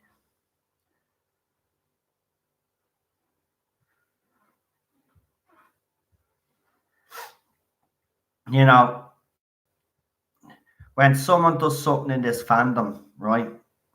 I'll just say something. There's consequences. And, you know, some people out there might think they've got away with attacking Ballstreck. But Ballstreck has bided his time with this response. And this response will be completely different to anything you have heard. I've been talking to Ballstreck this whole week, right? I can tell you now that there's a lot of work gone into this video. I've been talking to him all the way through, and the hours that he has put into this video, right? This video is going to be, it's probably going to be about 28 minutes long. So 26 maybe. So, but I do want you to go and support Ballstreck, right? Because he's been getting a lot of stick in this fandom lately because of a YouTube video that was done. I won't mention that person's name. And don't mention the person's name in this live chat because I don't want to see their name on this channel, right? But this has been a long time coming, all right? There's been little attacks going on lately, as you have all noticed, right? And it can't continue anymore. This fandom has completely gone insane, right? And I can tell you one thing, and I keep saying it, and I don't care what I've been called Ballstreck Junior, by the way. Apparently that's some sort of insult, yeah? That's not an insult, by the way. I'm actually proud of that. That's what people wanted. Fine. Ballstreck is someone that I actually inspire to. So someone that inspires me, you know, that keeps me going. If I need advice, I go to him and others. Do you know what I mean? He's always been there for me from day one, and he won't go and stab you in the back. So that's what I want you to do, and I'm deadly serious, right? When Ballstreck's video drops, I want to see my counter go down. Come back to me after the video is watched.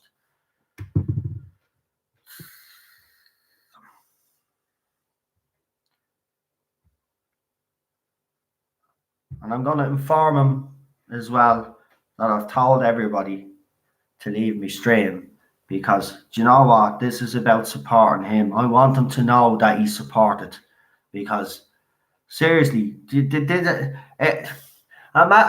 picking on someone because I don't even know what the motivation was, and I don't really want to get into and mention people's names or anything like this, but you know, it was an unnecessary attack. But it was the comments that annoyed me. People saying, "Oh, this was a long time coming." No, it wasn't a long time coming. See what's wrong is you Boy's joints are out of place, because you know he tells it as it is, and I will always defend that guy, because this guy has been here for me from day one when I needed help with this channel. Right? People say that he made me channel. If I'm being honest about it, if someone made my channel, it was this guy. Right? So no other YouTuber out there made my channel, right? My news and another YouTuber in Ballstreck made my channel. I could put my hands up and say that. Nobody else made my channel. So anybody out there claiming that they made my channel, what a joke. What a joke. You just have to look at my videos and look at the videos you're doing, and we can clearly see who made whose channel.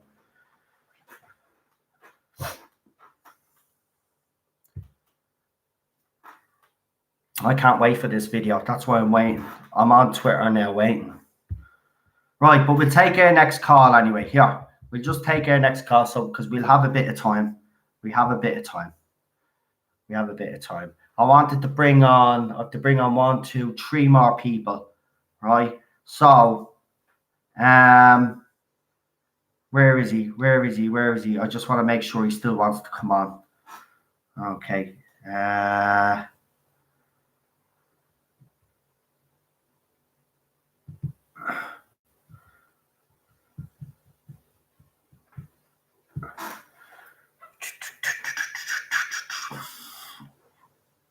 Do you know what the funny thing about it is that the person that's claiming that they've made me channel, right? This person has told people to unsub me, right? So if you've made me channel with that logic, then half of the subscribers on this channel, to your logic, are your subscribers. So how come I'm grown?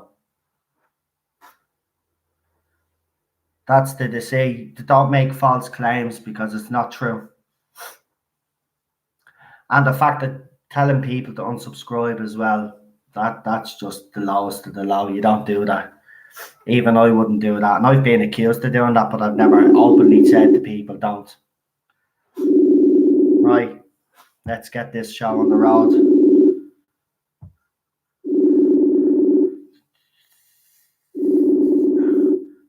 Hello.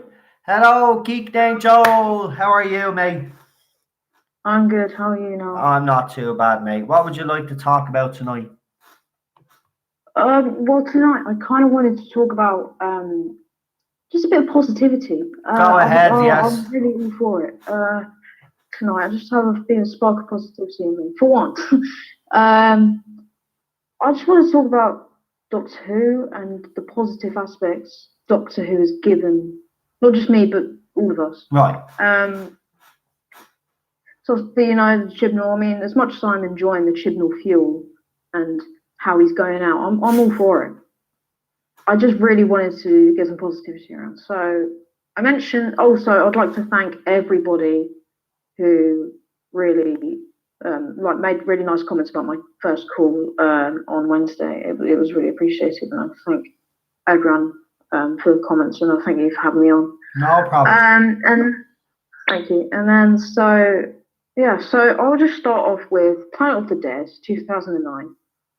That I remember the scene where Christina is in the museum. She gets the historic artifacts, and then she runs out, and then she's on the bus, and then the doctor says "Happy Easter." That is one of my earliest memories, not of Doctor Who, but as a kid. That's one of my earliest memories, and it just sticks into my mind to this day, it is there. I can vividly remember it. Ever since I finished that episode, I was in awe. I was so I was so young, but yet I knew this had something. This show had something, and now I'm passionate about it. I love it. Oh, up until 2018, and so yeah, Planet of the Dead. I watched the whole episode. I loved it. I loved the Tritivore. The creatures on that desert planet. They're slightly underrated and underused, but I really just have a really passion for them. They look cool. They sound cool. They're pretty cool.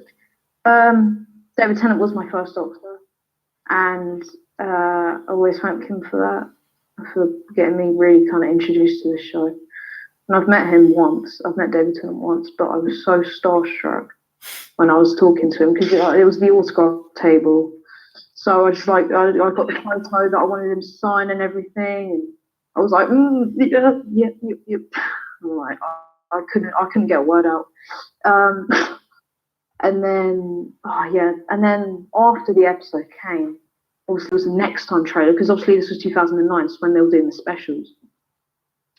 And the Next Time trailer came on for The Waters of Mars, and I was just like, this episode needs to come soon. I was 3 years old at the time, but I can remember that I loved this show immediately, and just the way I can't even tell how much I was excited for The Waters of Mars. And then it eventually dropped. I was slightly older, and I wasn't right. I'll tell you now. My parents told me that I was not scared by it. I was more fascinated and more loving about it, because obviously The Waters of Mars, it's a very scary episode. It's a very creative idea. It's water, but it's used so threateningly. It's the biggest threat. I mean, it's better than the threat of Series 11, for God's sake. It's water, and it's really fascinated me. I can't remember if I was scared or not, but according to my parents, I wasn't scared at all. I loved it, except for the whole episode, and then I can just remember little bits, and I remember getting the DVD the year after when it came out, and I was set for what I wanted to, give a passion on in life. And I can remember Matt Smith's first episode. I was like, I don't remember David Tennant's regeneration. Obviously, he said, I don't want to go. It's a very controversial line. To this day, I don't like it. But no, neither do I. I'm like you. It is controversial, and you're right. Very out of character. Yeah. Very out of character. Exactly. And see, but that goes to show you at the age that you are, you actually understand the character that you're actually watching. And that to me is actually, but that to me is absolutely fantastic. I just wish more young people actually had half a brain like you do, because like you're highly, seriously, this actually, again, listening to you, and I said this the last time, listening to you talking about it, it makes me sad listening to you, because, we all felt like the way you felt when you first watched Doctor Who. We still, believe it or not, used to get that. Even when a Peter Capaldi episode came on, there was some big cliffhanger. That's the way we feel. We used to feel. No, don't feel like that now. I just have no passion at all. Can I ask you, just before you get into Matt Smith's era, though? Sure. What is your favorite? What is your favorite Tennant episodes? Just because I was interested last time when you did speak about Tennant. What are your favorite episodes of his? Well, my favorite story of all time is The Waters of Mars, as I previously mentioned. That is not because it's one of my first. It was my second story. Right. It's a genius script. It's quite literally genius. Well, I like The Waters of Mars. It is a great script. I agree with you. It would be up there for me as well. Yeah, it just goes through the roof. The side casts are amazing. It's a very consistent, strong side cast. Right. They are they're just really all different characters. They're really, you can just invest all of them. Yeah. Even Yuri, the Russian bloke. Yeah. You just invested him. He's just funny. He's cool. Yeah. And you feel kind of bad for him when I think her name was Margaret. She turned into the flood creature, and the shock on his face. Brilliant. The girl in the fireplace is one of my favorites. I love that story. No, I actually She have to absolutely admit, is. I love that story as well. I know some people criticize it. I actually love that story. It is. It's good. Well, I Yeah. used to not like it. I really used to not like it. And then one of my peers told me, you know, you need to go and watch it again to get your different view. And I did, and I absolutely loved it. It's a genius idea from Moffat. I don't know what it is about Moffat, but his scripts are so much better before he was showrunner. Like, he produced the best scripts I of each agree. series before I he was agree. showrunner. 100% agree with you. But yeah, what else? Planet of the Dead, one of the best. I don't like the End of Time though. I don't like the End of Time because it's very out of character for the Doctor. I think what RTD tried to do, and I respect him for trying to do something different, he tried to make it more emotional and more hard hitting. Opposed to Christopher Eccleston's regeneration, it was quite quick. You didn't really get a proper goodbye. With this one, you did. You get a 2 hour story, I believe it was. Obviously, End of Time Part 1, End of Time Part 2. What else? Planet of the Ood, I think, is very underrated. Nobody really talks about it a lot.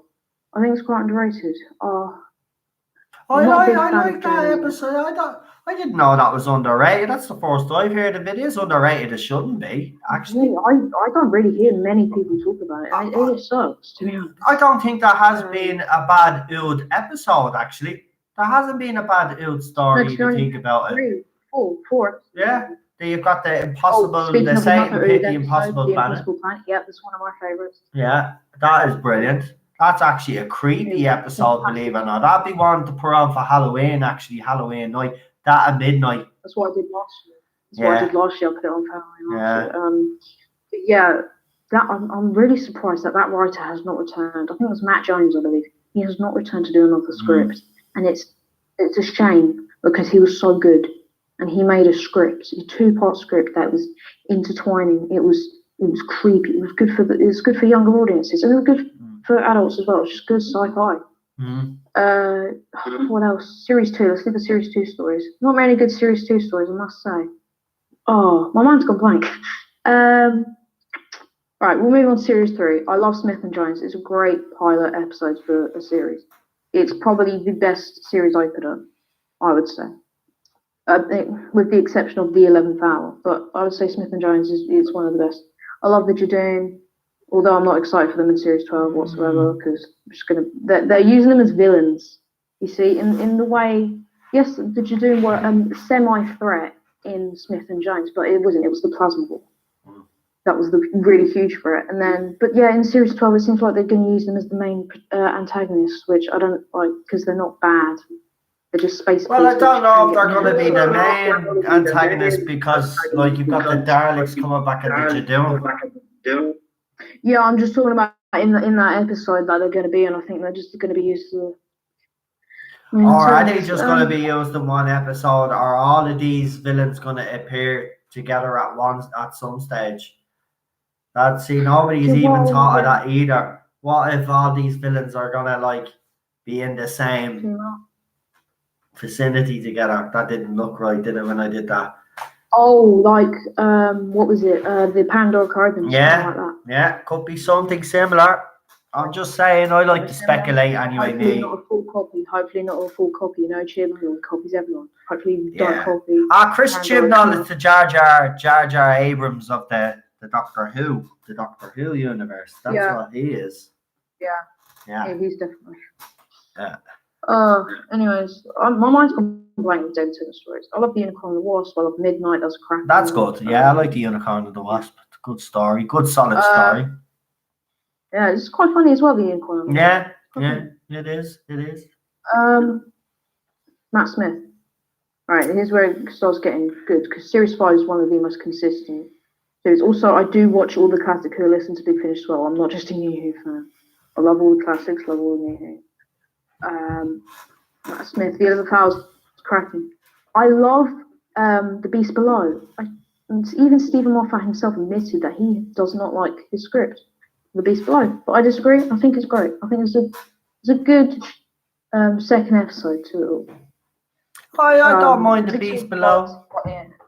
I like that. Yeah, that's good. And then I love The Weeping Angel 2-parter. I've got to be honest, I prefer it over Blink. Now, it's probably a controversial opinion.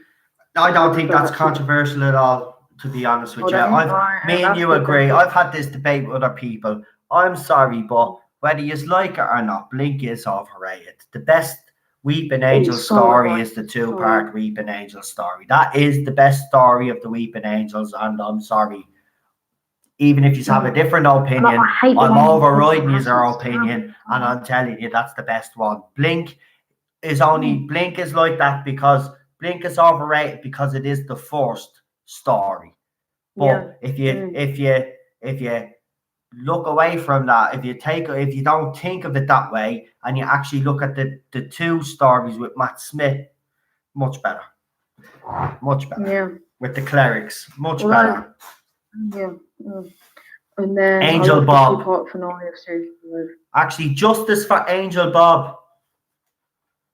Did we get justice for Angel Bob? No, we didn't get justice for Angel Bob. No, we didn't. No, poor Angel Bob. Angel Bob. Hashtag Angel Bob. In the chat right now, I want everyone to put justice for Angel Bob. Come on. Rocket Runner made the perfect point, actually. Blink isn't overrated. It's just that Smith's two-part Angel story is underrated. I'd agree with that one. That makes more sense. What? I didn't think that, Rocket. Well done. Yeah, that's perfect way of putting it. I agree with you. But I do think, personally speaking, the two-part are slightly better than Blink. That's just a personal opinion. And I know some in the comments don't agree with me, but look, that's what the fandom is all about. We all have different. We like it. It's like, for me, my favorite Dalek story of all time is obviously Genesis. Others will like other Dalek stories. You know what I mean? There's some people that like the actual new Dalek story that was in the 2005 one. That's fine, fair enough. We all have different tastes. Yeah. I'll go really quick through Matt Smith era. Notable ones: The Doctor's Wife by Neil Gaiman. That was a cracking script. It's a shame that his Nightmare in Silver, the one in Series 7, wasn't as good. But the thing is, he actually didn't have as much say in the story for Nightmare in Silver than he did in The Doctor's Wife, where it was very Neil Gaiman-esque writing stuff. He does more fantasy stuff, but he incorporated the fantasy and sci-fi and made a perfect mix. I was saying The Doctor's Wife. What else? Series 7 is probably my second least favorite series in the new era. We all know what's the worst. Peter Capaldi. Honestly, I think Peter Capaldi is my second favorite Doctor. He is the perfect actor to play the Doctor, the perfect role model to play the Doctor, and just the perfect person to ever play the role. Although I've got my favourite, which is Paul McGann. We all have our differences, but Peter Capaldi is so sweet. I really want to meet him someday. If he goes to a convention in London, I'll go meet him. Yeah, I'd love to go meet Peter Capaldi myself. He's the Doctor that I've actually wanted to meet the most, believe it or not. Even over the great Tom Baker. There's just something about Peter that you just want to go over and give the guy a hug. Look, for me, the reason why I defend Peter Capaldi so much is because he's gotten the worst hate. And unjustly so. It's a shame. Unjustly so. Listen, as I said, there is holes in his era, right? But his era will be reassessed. It will be reevaluated, and it won't be as bad as people think it is. It won't be. You compare it to Series 11, Series 10, and I've heard people say that Series 10 is one of the worst series of Doctor Who. I'm sorry. I'm sorry, right? Some of the episodes in it weren't great. For me personally, the big storyline that let me down, the big story thread was the monk storyline, right? Yeah, I got to admit, a lot of people don't like the monk one, but I love it. Right? Yeah, don't get me wrong. It starts to see it's Moffat all over. Starts off great. The middle is kind of and then the end is complete bollocks. Oh yeah, the last one is absolutely terrible. Yeah. But, I mean, the first two kind of make up for it. Yeah. So see, I mean, that's what I mean. They're the only three that I think let me down. So I mean, I'm gonna be honest. I liked Smile. I actually liked. Right, yeah. I liked the second one where they were in the house. You know, Series 10, get away. Series 10 is better than what Series fucking 10 was Series good. 11 is. You watch Series Series 10 was 10 good. against Series 11 now. Do you know what? Actually, I challenge someone in these live comments. Watch the first episode of Series 10. Watch the first episode of Series 11. Back to back, right? Then watch the second episode of Series 10 and watch the second episode of Jodie Whittaker's. I wonder if anybody's ever done that. And I guarantee you, night and fucking day, you will change his mind about Series 10 straight away. Trust me, there might have been the virtual signaling in it, but compared to what we got in Series 11, I'm sorry, and I agree with Rocker Runner. Series 10 is underrated. And you know what's a disgrace as well? You all explain me this, right? And I know your time's running, but you can answer this as well, right? You all explain this to me now, right? Series 11 is out how long? How long is Series 11 out? What, it dropped a year ago? Just over a year. Right, Just over a year ago, right? They've released the soundtrack and all to that, right? There's Peter Capaldi's era, last season, right? The music still hasn't been made available. The soundtrack for Series 10 still hasn't been made available. Total disrespect by the BBC when it comes to Peter Capaldi. Now, I don't know what it is.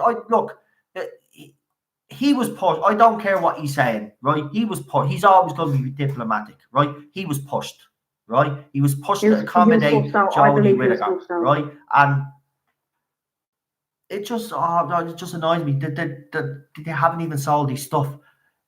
Like he's soundtrack. It's a massive shame. It's a massive shame. And the thing is, with the figures as well for Peter Capaldi, they were done so badly. The action figures, the paint jobs are terrible. There was no care into them whatsoever. The shame nowadays you can't really get that good action figures. Back in the day, you used to get cracking ones. Now you can't. I'm going to go away over the weekend and maybe Monday. Hopefully, probably have the information by Wednesday. What I am going to do, and I'm going to try and do, a critical analysis of the viewing figures, the merchandise sales, or the DVD sales, or Blu-ray of Series 10 compared to Series 11.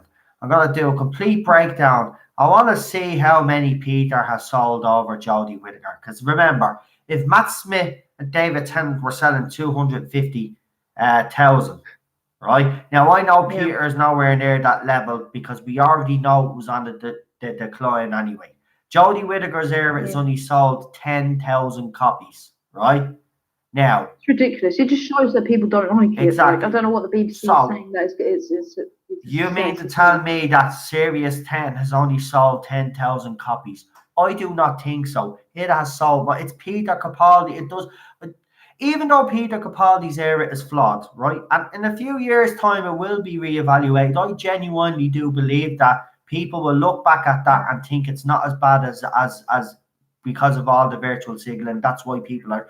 But if you take that aside and try to see what Moffat tried to do, because there is some incidents where you can see what he was trying to do, but he just Moffat is like he's a con artist in my opinion, right? He can sell you a great thing, right? You're not one of those street market, right? He can sell you a great product, right?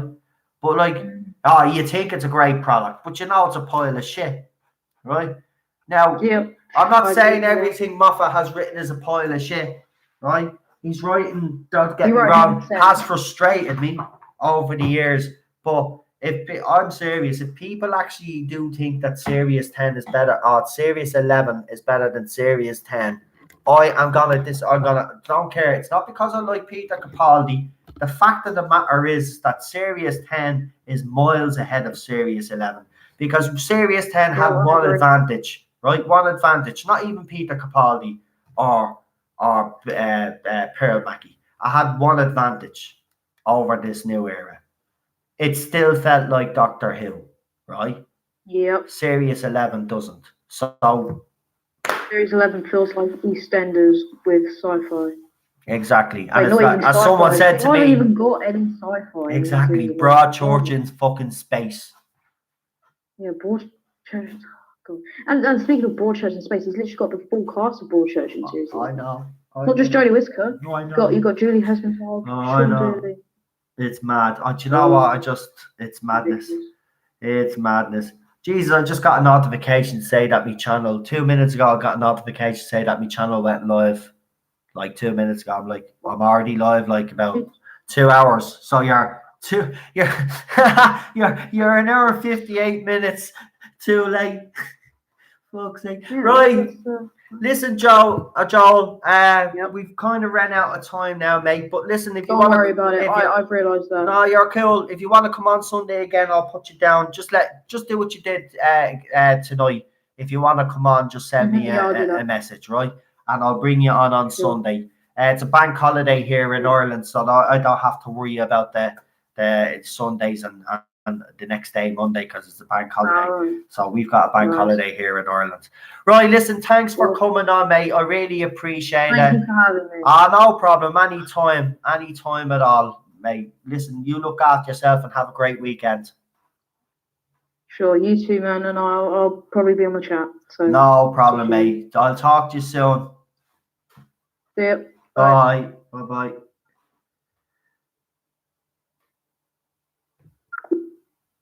And that was Geek Dane Joel, everybody. Well done, Joel. Thank you for coming on. Second time in to call.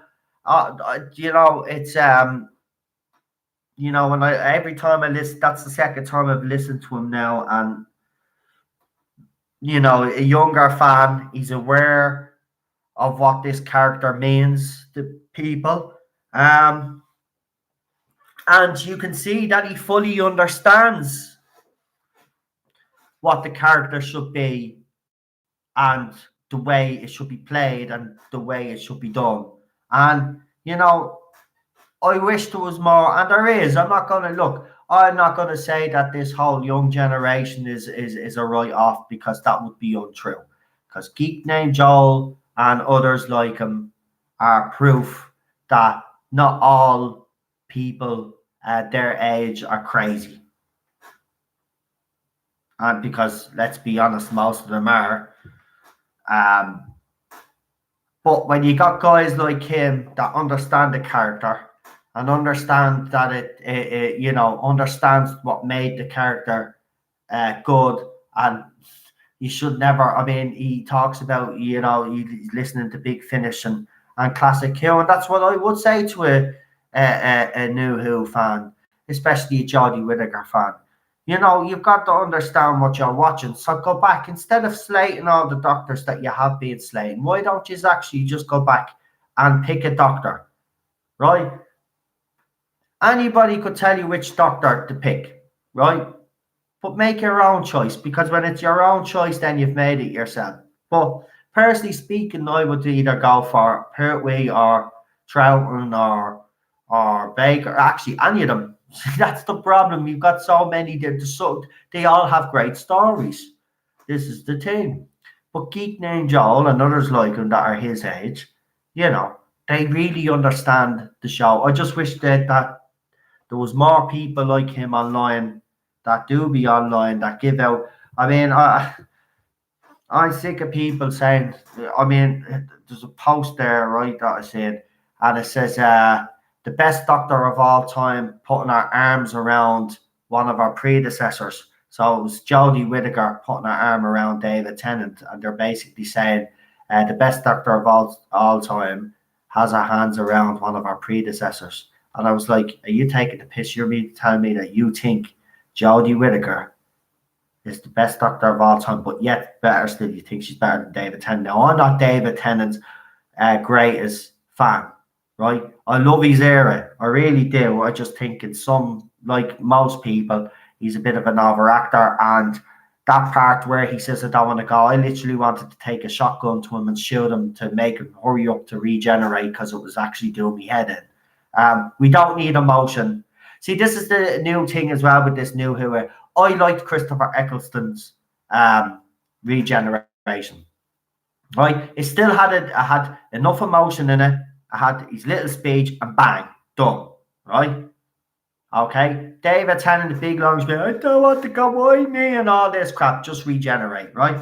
Then you had Matt Smith. Now, I will admit, when Amy does come down the stairs and says, Raggedy Man, yes, I'm a grown-ass man, I cry like a baby. That really hits me every time. That to me, though, is the most, that, people ask me which was that's the most emotional regeneration scene, in my opinion, is Matt Smith's one. I think that's the most emotional one. I think that's more emotional over the David Tennant one. Actually, that'd be actually an interesting to see how he's actually feel. Which regeneration of the New Who era, right, was emotional?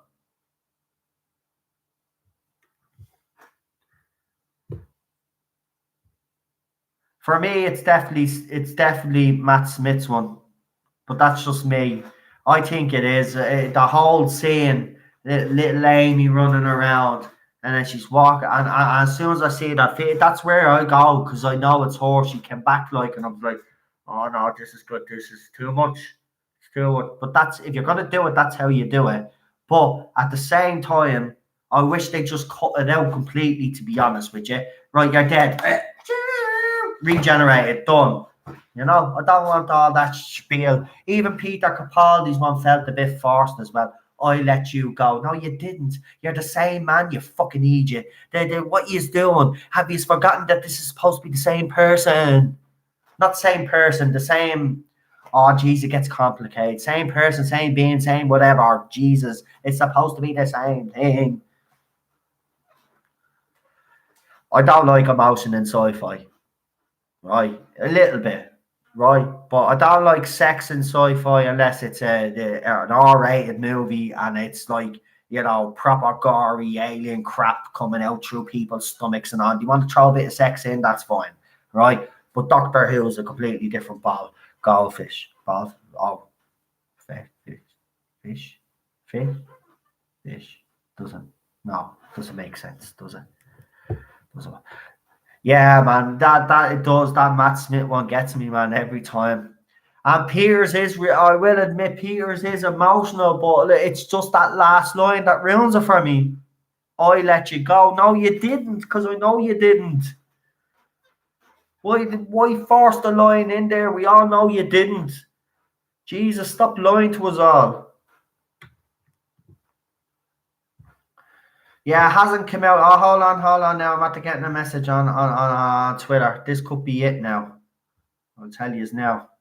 And I'm serious. If I tell you to go to watch his video, I want you to go and watch his video. But I might actually get away with it now because he mightn't actually pull it up till after I finish my live stream. He knows I finish at 1. Maybe he's doing that for me. And by the way, I will have him on my channel at some stage. I think it's supposed to be this weekend. We spoke about it, but we haven't actually, because we've been busy talking about the other stuff. We haven't actually sat down to talk about that yet. So it could be tomorrow night or it could be Sunday. I don't know. It all depends. So you might have a surprise stream tomorrow with our very own friend who's helped us out on this channel a lot, Ballstreck. So I'm looking forward to interviewing him again or whatever the case may be. We don't know. We haven't arranged. We don't know. We haven't arranged. I mean, we've arranged to talk, but we haven't actually this weekend. But we haven't actually sat down to see what we're going to talk about because he said he had a plan. He had an idea for the stream, so I'm actually intrigued. Right, I'm going to bring on my last caller now. Listen, I'm sorry if people didn't get on tonight. Now I will bring you on Sunday. I am going to bring on my last caller because they've been waiting all night, believe it or not. And it's only fair that, well, I suppose if I gave Gary a chance to have his view, we might as well hear from the other side, the side that was sent solicitor's letter, his lawyer's letter, sorry. We might as well bring on Paul and let's get his side of the story. Yeah. Very sad. Very sad. All because of a joke. All because of a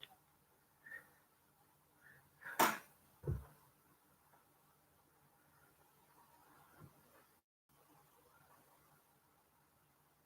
Here's one for you.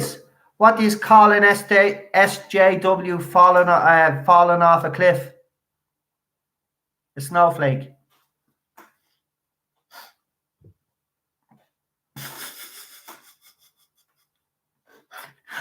Ah, brilliant. No, it's not. It's funny. Not laugh. I'm only messing. Don't laugh. No, actually laugh. No, I'm only messing. No, I am nuts. Yeah, I am a bit crazy. Yeah. Well, that's what me doctor would say. Is this death? No, it isn't. It isn't. Oh no, 289. Can you hear me now? I can hear you. Hey, Paul, how are you, mate? Hey, how are you? I'm not too bad. Listen, before you start your call, I just want to say, have a good weekend. I hope you have a great weekend, pal. I will. And thanks for the I don't know lovely, if I- lovely messages as yeah. well. That's what I wanted to really actually say. Thanks for the lovely message because you've been in contact with me as well. Listen, the one thing I do want to actually say. Listen, every time there's a little incident on this channel, or something has happened, or someone is bullshitting about me, my true friends come to the fore, and this is another one right here, Paul. Thank you very much. The support I get is absolutely fantastic, and I really appreciate it. It does mean a lot to me. So for everybody out there, and including you, Paul, thank you, because it does help, believe it or not, to know that there's people out there that support you, especially when things are a little bit rough at the moment. But we won't get into that. Well, I just wanted to thank you anyway. Well, you know what? It's genuine, my friend. So I know. that's what it is. Thank you, man. Thank you. Right, listen. Let's get into it because this is what we do here. So, what would you like to have it, or either rant about, or talk about, or do you want to talk about something positive? Do you want to throw out more movies there? Maybe Gary might get a bit jealous now because you're going to throw out a list of movies and he already did. We'll see whose list is better. But all right, well, I had to step away for about an hour or so I missed Gary's call. Definitely on the replay. I missed Gary's call, so I'll have to catch that on the replay because I had to step away for about an hour or so. But I have a little short list of some of my favorite sci-fi movies because as I constantly say, I'm a huge film fan. I love the genre. I love the medium of film, of filmmaking, the ins and outs, the behind the scenes, the process, the creative process, everything about it. So without further ado, not a comprehensive list, but some sci-fi films that I like. Right off the bat would be Dark City. Absolutely love Dark City.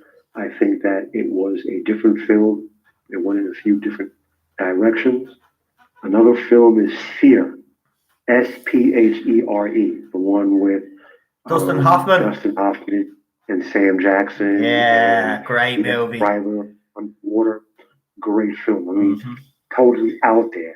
Did not see that ending coming. I did not see that coming a mile away. Did not end the way you would think. No. What was shaping up to be a horror movie and end up. And it was like, wow, it's not horror at all. Wow. So if you haven't seen Sphere, watch Sphere. He's right. Cracking movie. And the ending, you won't see the ending coming. He's right. But watch that. Sorry, Paul. Go ahead. And I didn't call you Gary this time, so that's great. Yeah, I don't care what you think going in. I promise you will not see the ending of Sphere coming. I promise you that. A next one, Arrival. I love Arrival. I know that it's a very polarizing film. Some people absolutely love it. Others say they thought it was boring and had no action in it. It wasn't supposed to have action in it. It wasn't designed that way. It was classic old school sci-fi. Not a lot of action, all story, all drama. You had to pay attention to follow the story. You had to think to follow the story. And I really liked the twist of the overall plot that when you understand the alien's language, it gives you the ability to unlock time.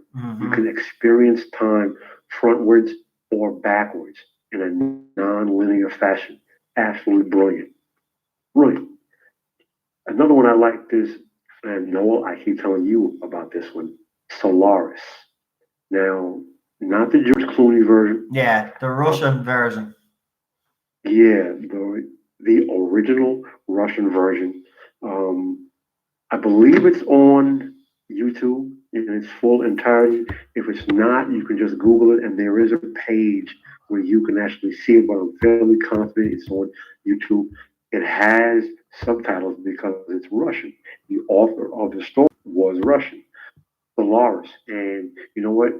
Halfway through the movie, before you see what the story is about, and it is brilliant, absolutely brilliant. Um, the Empire Strikes Back, one of my personal all-time favorites. It's not a cinematic masterpiece, but here's the thing, right? I saw it when it came out in '81, and in 1985, I was 13 and I had broken my ankle, and that's the first time that I had seen it since it came out. Because back then there wasn't cable, there was no internet, there was only VHS tapes. So I didn't have it on VHS, and it came on HBO the day that I broke my ankle. So I was home from school the entire week, and in 6 days I watched that movie 14 times. I love that movie. I have seen The Empire Strikes Back literally 60 times or more. I love it. I've actually So, put that movie. I think I've actually put that movie. I think I did it right.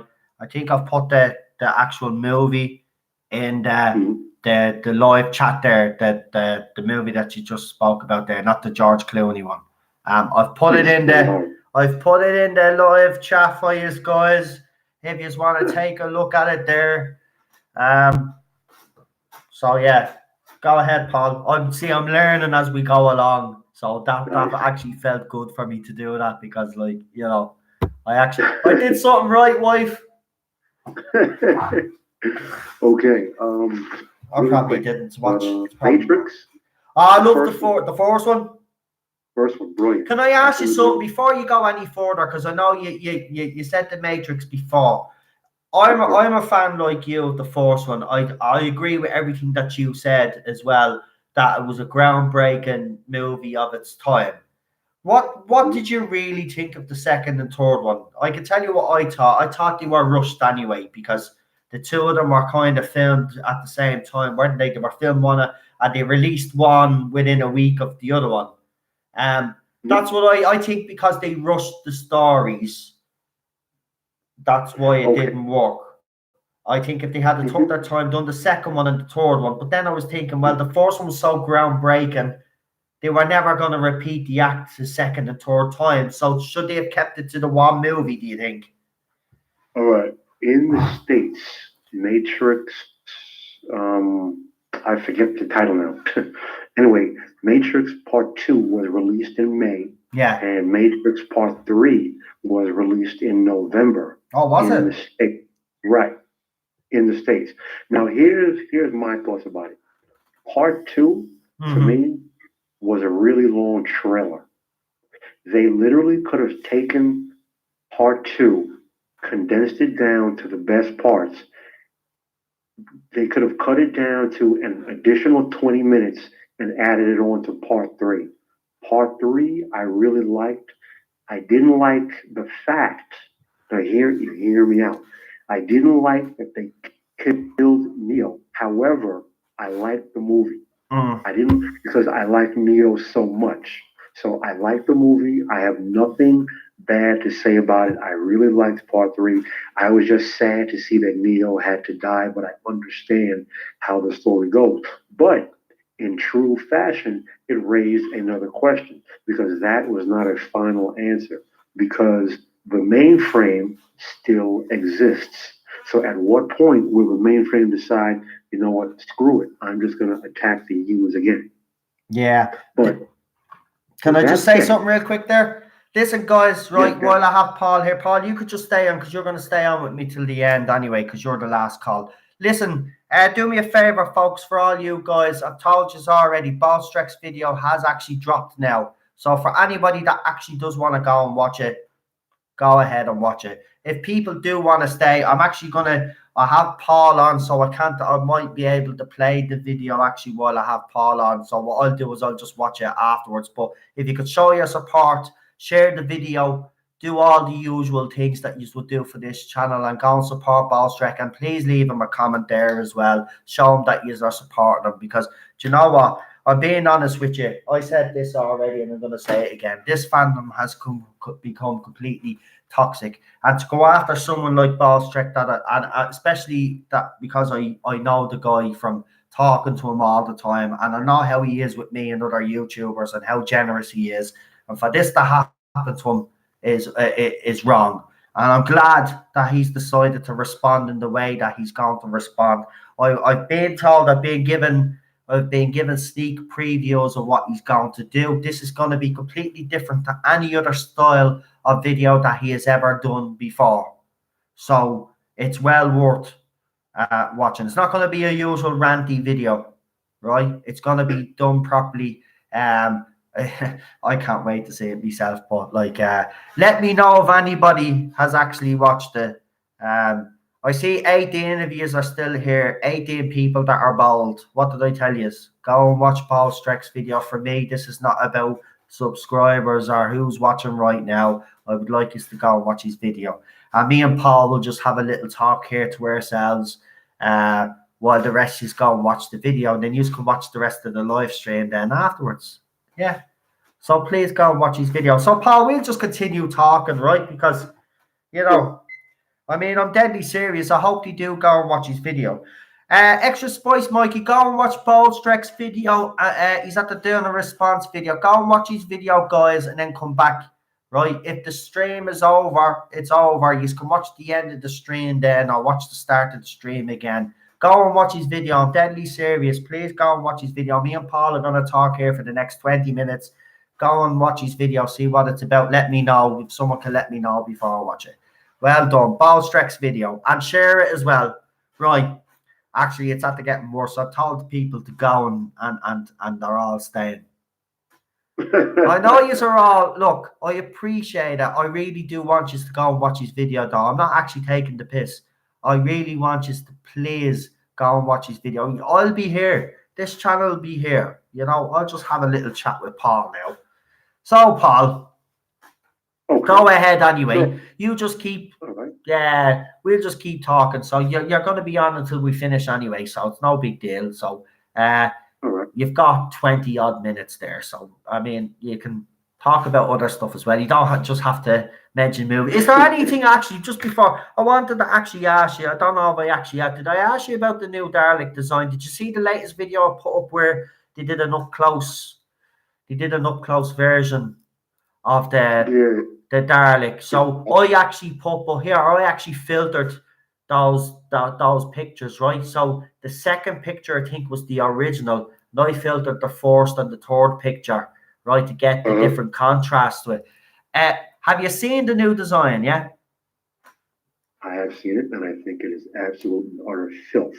When I look at it, it looks to me, it looks like a Dalek sitting on top of a second larger Dalek. That's what it looks like. It looks like I'm looking at two Daleks.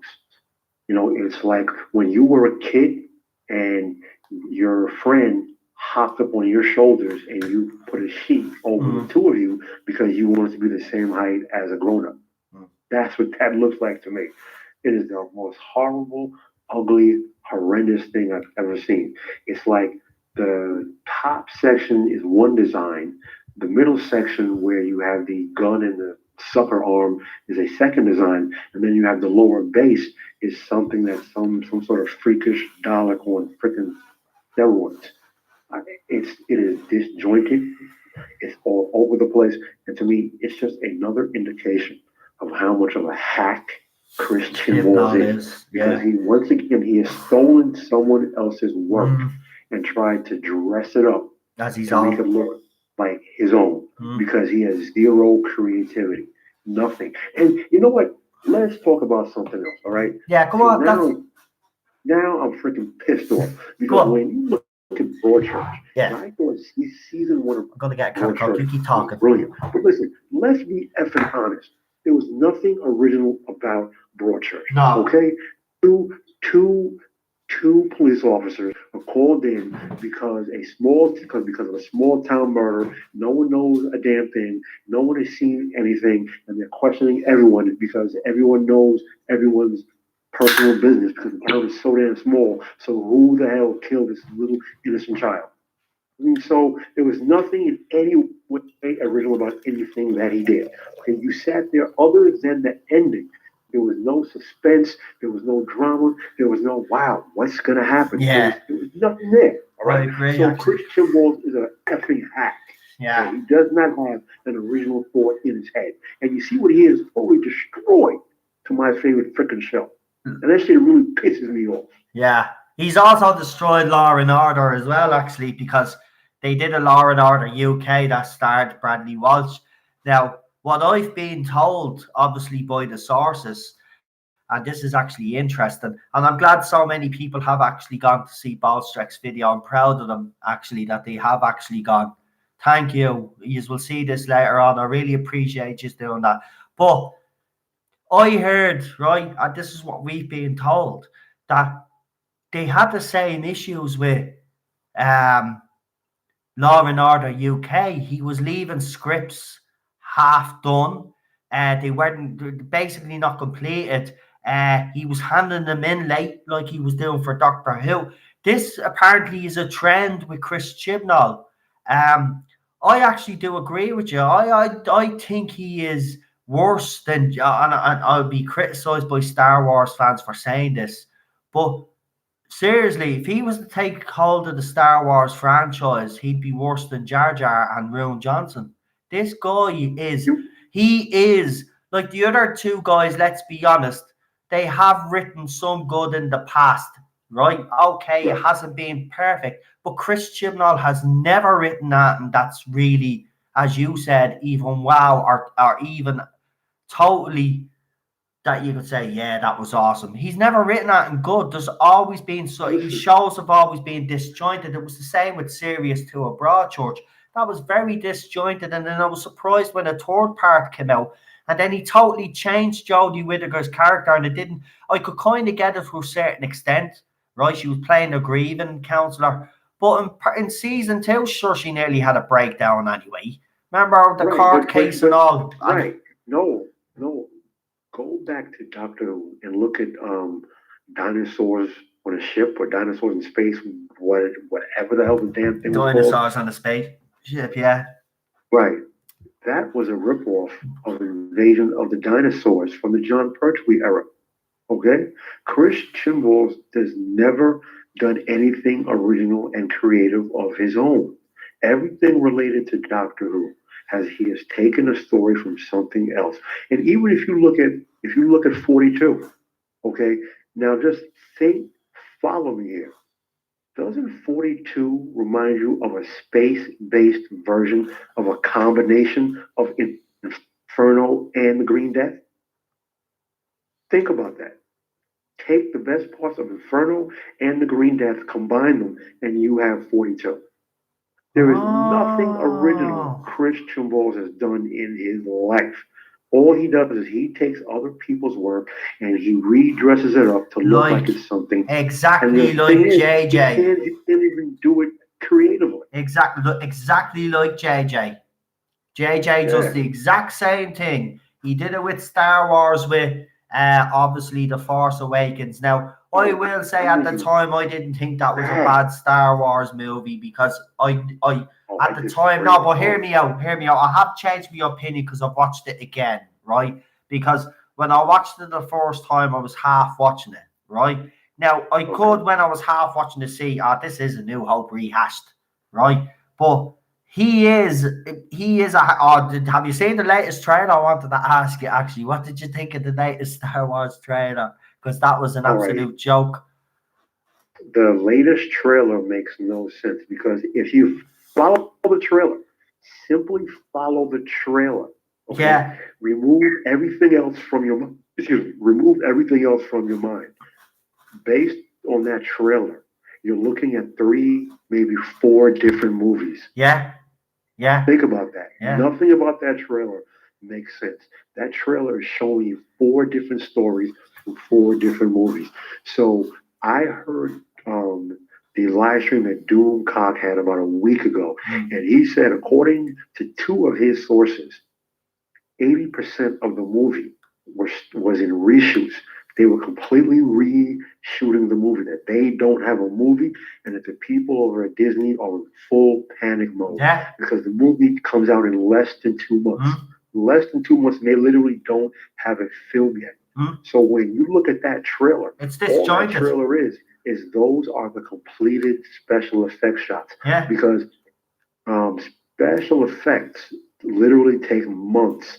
Even after a film wraps, it can take just as many months in post as it did in actual filming. So that trailer is nothing but the completed effects. And it shows you 4 different films. So that shows you what was planned or what was written or what was shot. Nothing makes any sense because they're totally disjointed.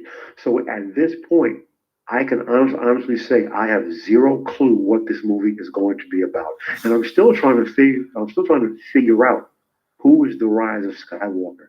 Is it going to be Leia, or are we gonna be told that Rey is somehow family to Luke somehow? I know. I don't know. They said something about a clone, but come here. The thing that Doomcock was talking about a week ago, well, a couple of nights ago, there was leaked photographs that has basically confirmed everything that the Fandom Menace has been actually saying about the leaks, about the reshoots, the delay, the theories. There's actually a couple of photographs. I'll send them to you. I think I still have them. I got them sent to me. But yeah, it kind of they've actually these photographs have kind of leaked the whole plot basically. Wow. Yeah. Doomcock, he should be on tonight. Actually, he will be on tonight. He does Friday Night Frolics, I think, tonight. He'll be on after. I think he's on maybe. He could be on now, or he's on after me anyway.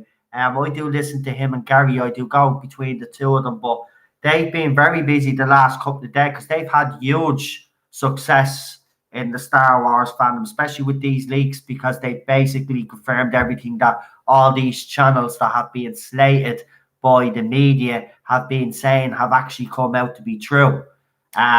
Apparently, I agree with you. Apparently, 80% of this movie isn't even filmed yet. It's reshoots, because apparently they had 3 different versions of this movie that they tested with audiences, and the 3 of them fell miserably. So Disney now is doing 80%. That Disney is doing 80% reshoots because the movie that they have produced is not good enough. And by the way, they've tried it with tested 3 different versions of this movie, and it's still not good enough. That means you don't have a film. If Exactly. you have to literally reshoot 80%, that means you don't have a film. Exactly. I agree with you 100%. I agree. Like I know a lot of people. Justice League is a very polarizing film, and I'll be the first to say right now, I did not like Justice League. I don't think it was a good film. No. However, I will say this: the movie that Zack Snyder shot was finished. Okay, and people need to get the facts straight. Zack Snyder finished the movie, but as George Lucas and what's his name, Steven Spielberg told you, filming is only half of the movie. Yeah. The other half is editing and post. So he had the movie 70% edited, is what he did. Not filmed, edited, which is when his son or daughter committed suicide. So he had to walk away from the project. So it was at that point that the executive at DC hired Joss Whedon to come in and finish the editing process. That executive did not like the movie that Zack Snyder shot. He felt it was too dark. So Joss Whedon reshot the movie. Now, if you watch Justice League, you can see the point where the movie changed from right at the point where Bruce Wayne meets the Flash and he gets in his car, when he drives off from that scene after, you can see that film completely changes.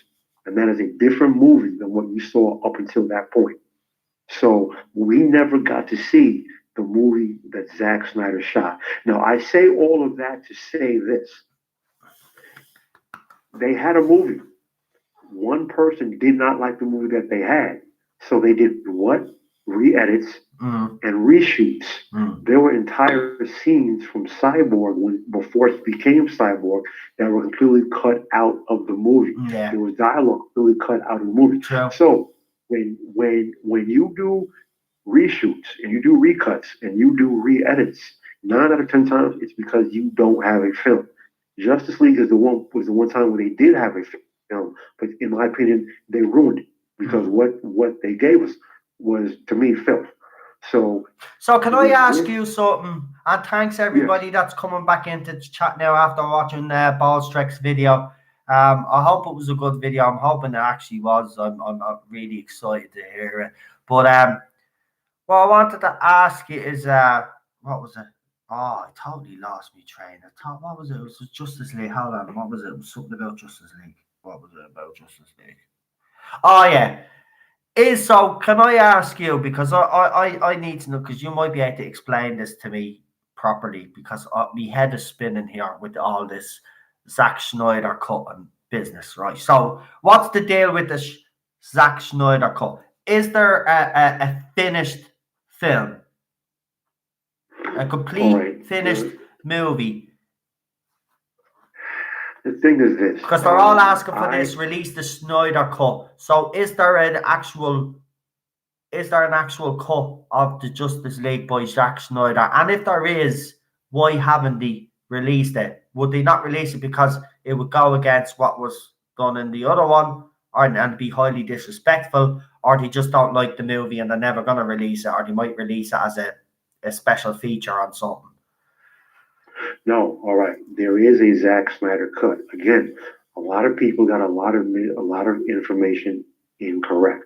Zack Snyder finished principal photography on the film, which means he completed all filming. He was in editing and post. Right. Okay, he was in editing and post. That was 70% finished, editing and post, when his child committed suicide. So the special effects in post were changed.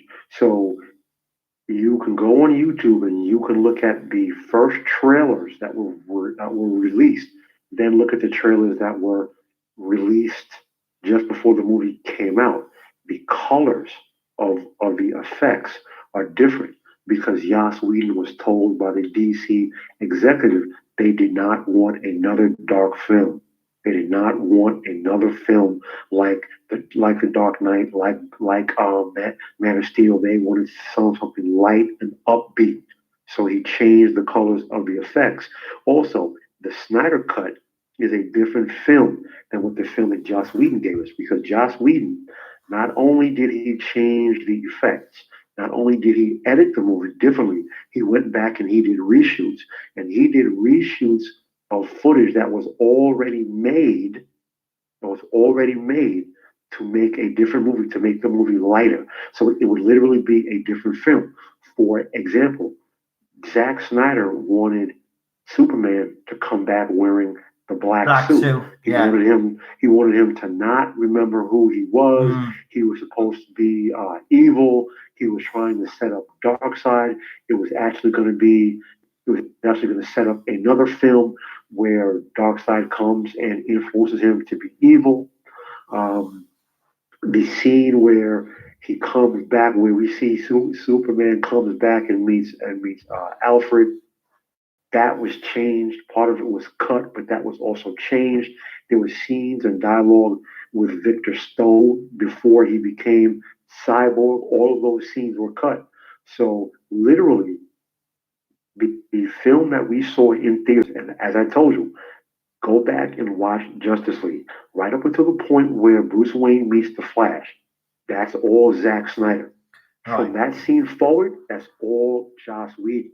So up until that point, there were scenes that were cut out, and the effects were changed. But then all of the footage from that scene, from that scene on later, was changed, which is why you had they were reshoots. So Henry Cavill had to grow a mustache because he was filming Mission Impossible with Tom Cruise. He had to come back and do reshoots, and they had to digitally edit out his mustache that he had grown because he had to jump back and forth between filming Mission Impossible to do Joss Whedon's reshoots. So I do not think Warner Brothers will ever release the Snyder Cut because it is literally a completely different film. And it was also not finished in post-production. Right.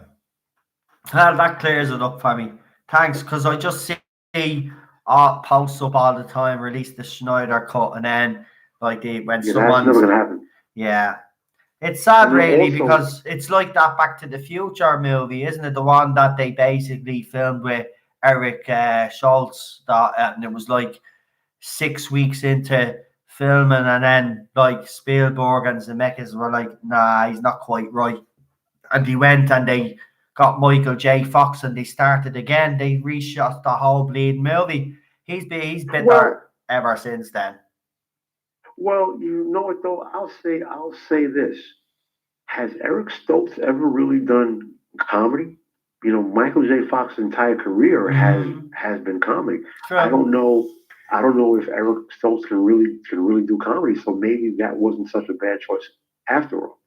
No, I don't true, know. but I've seen, it's kind of got Back to the Future's fans' taste buds watering because they released a couple of clips they did, and you know they showed a couple of the scenes that he was in. Now, apparently, there's little stories coming out, so apparently we know he's a method actor. So he wanted to do it a method kind of way. It would have been a darker tone movie. And you know what? Exactly. Okay, I do like Back to the Future trilogy. Don't get me wrong, I absolutely love it and I wouldn't change it. But there's a part of me that would love just a once off. Listen, just let us see the version that was being made. Just as far as where it was complete, just to see what he would have been like. Because I'm being honest, he's a favorite actor of mine. He's very bitter now. He won't talk about Back to the Future. He actually won't bring it up at all. Nobody even brings it up with him. It's like there's an understanding there. You don't bring up Back to the Future. He's very bitter about it. No, that's kind of like Edward Norton. Edward Norton was supposed to play Bruce Banner in the Avenger movies. Then, literally at the last minute, they backed out and they brought in Mark Ruffalo. Yeah. So Edward Norton, he doesn't even mention the name Marvel now. Yeah, that's because sad. He was in the second Hulk movie. He was supposed to be in every Avengers movie. So, people like his Hulk. As far as the Snyder Cut, man, see, Hollywood, listen, Hollywood studio executives are like record company executives. They are absolute sharks. They will never release a cut like that. See, they will release a director's cut of what was released in the studio. All right? They will never release that Snyder Cut. That's never going to happen. Yeah.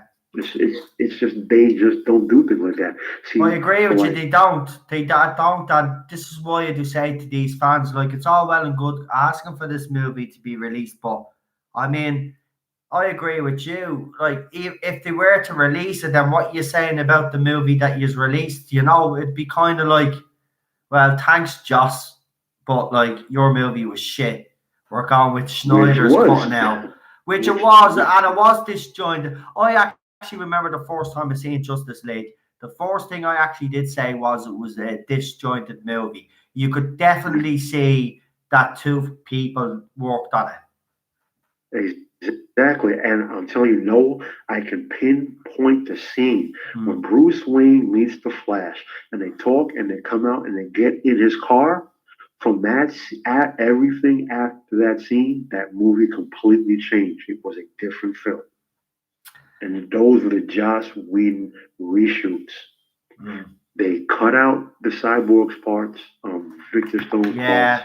I wanted to see. changed That was the everything story that post and interested reshot. me, by the way. When I first seen that, do you know that, Paul? He was the one, because I'm being honest, right? I only got into all this because of the movies, and I'll put my hand up. Now, don't get me wrong, I watched Wonder Woman when I was a kid and stuff like that, and the other Blade and Star, the other shows that they had out back in the 70s and the 80s especially, right? Like, I watched, but for me, what got me into all this was the movie. I have to say, was the movies. You know, I mean, for me personally, DC's best franchise is the Dark Knight trilogy. I think that's the best thing they've ever done. To be honest, that's just me personally. I think the Dark Knight trilogy is the best thing that they've done. And I think they should have stuck with that tone. I think that's the tone that they should have done for this whole DC universe, because I do believe the DC universe is darker. So why not make it a dark franchise? Look, if these companies are worried about making money, don't worry about making money, as assholes, because you'll have fans like me going and watching the movie 4 or 5 fucking times. Like, you don't have to worry about money. They don't. Yeah, but they don't look at it that way. I know, because someone said, "Oh no, Hollywood has become Nolan. It's the Nolan effect. Everything has to be dark." No. Yeah. So now, what do you see? Yeah. Now nobody wants to be dark anymore. Yeah. Nobody wants to have a Nolan movie.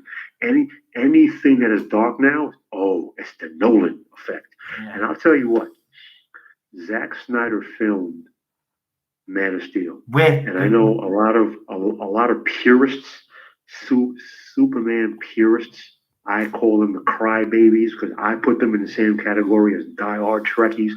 Like, you know what? Listen, settle the fuck down already. That movie was fucking brilliant, and that to me was some of Hans Zimmer's best work. Yeah. The soundtrack was an absolute masterpiece, Yeah. and the movie worked, in my opinion, because it was real and it was grounded.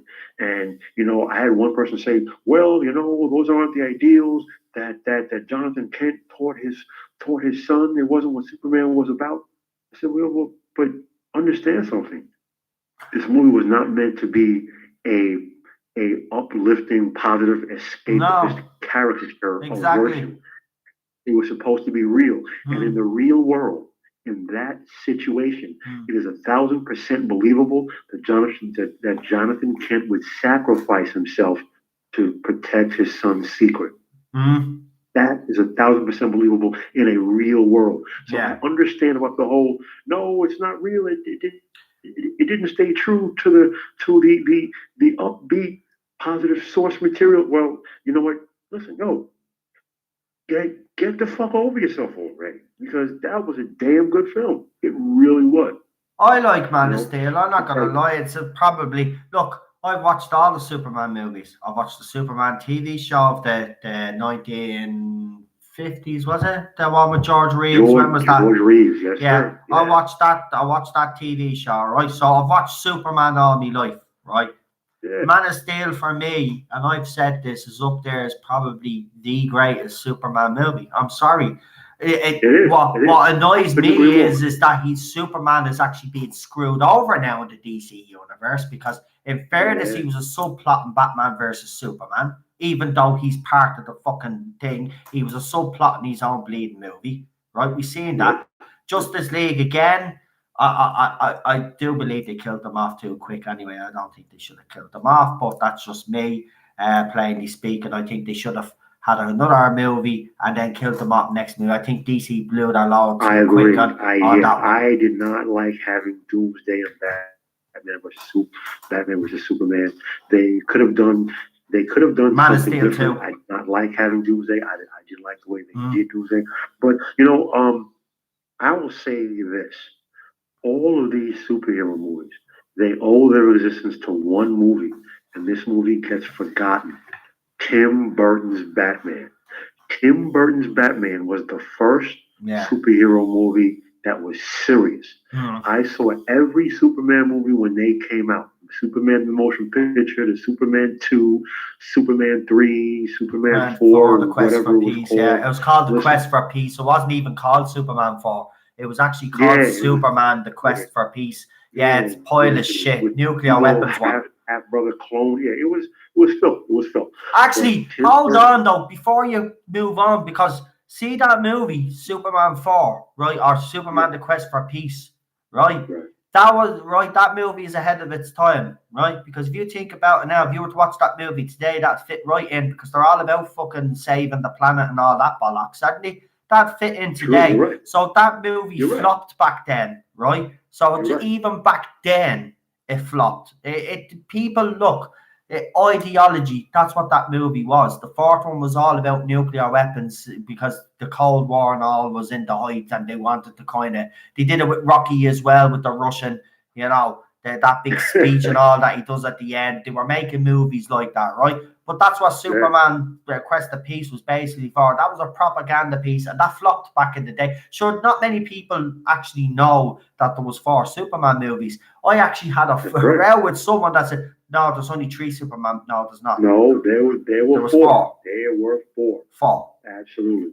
Because there was Superman the motion picture, there was Superman 2 where we got to meet General Zod. There was Superman 3 where we meet Michael Vaughn and his evil computer built by Richard Pryor. And then there was Superman 4 with his evil Sun clone. The Sun clone. He chose powered clone. Yeah. The super clone. Right. Yeah, the solar clone. Don't freaking tell me diehard Superman fans because you know what?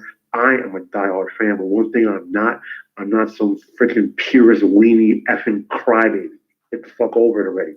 Because you know what? What made Tim Burton's Batman so brilliant? It was real. Yeah. I understand the whole escapism thing, but it was real. You could identify with every character. Bruce Wayne had flaws. Yeah. He had mommy and daddy issues. He was a sociopath, which means that he had problems interacting with people on a social level. Jack Napier was a straight psychopath. It was real. And the way that Batman and the Joker, there was character development, comic book characters on screen that had never been done before. And of course, 20 years before we had Christopher Nolan, we had Tim Burton's Batman as a dark filmmaker. And it was brilliant. And all of these current films, every last one, they owe their existence to Tim Burton's Batman because he did it first.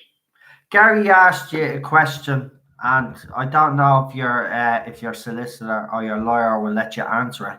But Gary wants to know, do you think? I think he said he asked, do you think the Snyder Cut is better? Would you think the Snyder Cut would be the better movie?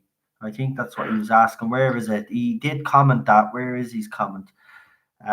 Just want to get it. So just want to. What? Yeah. Do you think the Snyder Cut would be any better? Well, what I've heard in all the leaks that I've seen of all the stills and the photos, I'll just answer real quick and then I'll let Paul answer.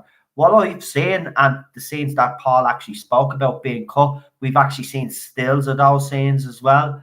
I actually think the Snyder Cut, look, I prefer a darker universe. So I think I've answered that question. I prefer a darker universe. Snyder was going down that route, so I prefer Snyder. I would like to see the Snyder Cut, and I believe it would be better. But as Paul said, it's not going to happen. And I agree. I said this loads of times. They're not going. Why? How could they release it? Tell me now how they could release it.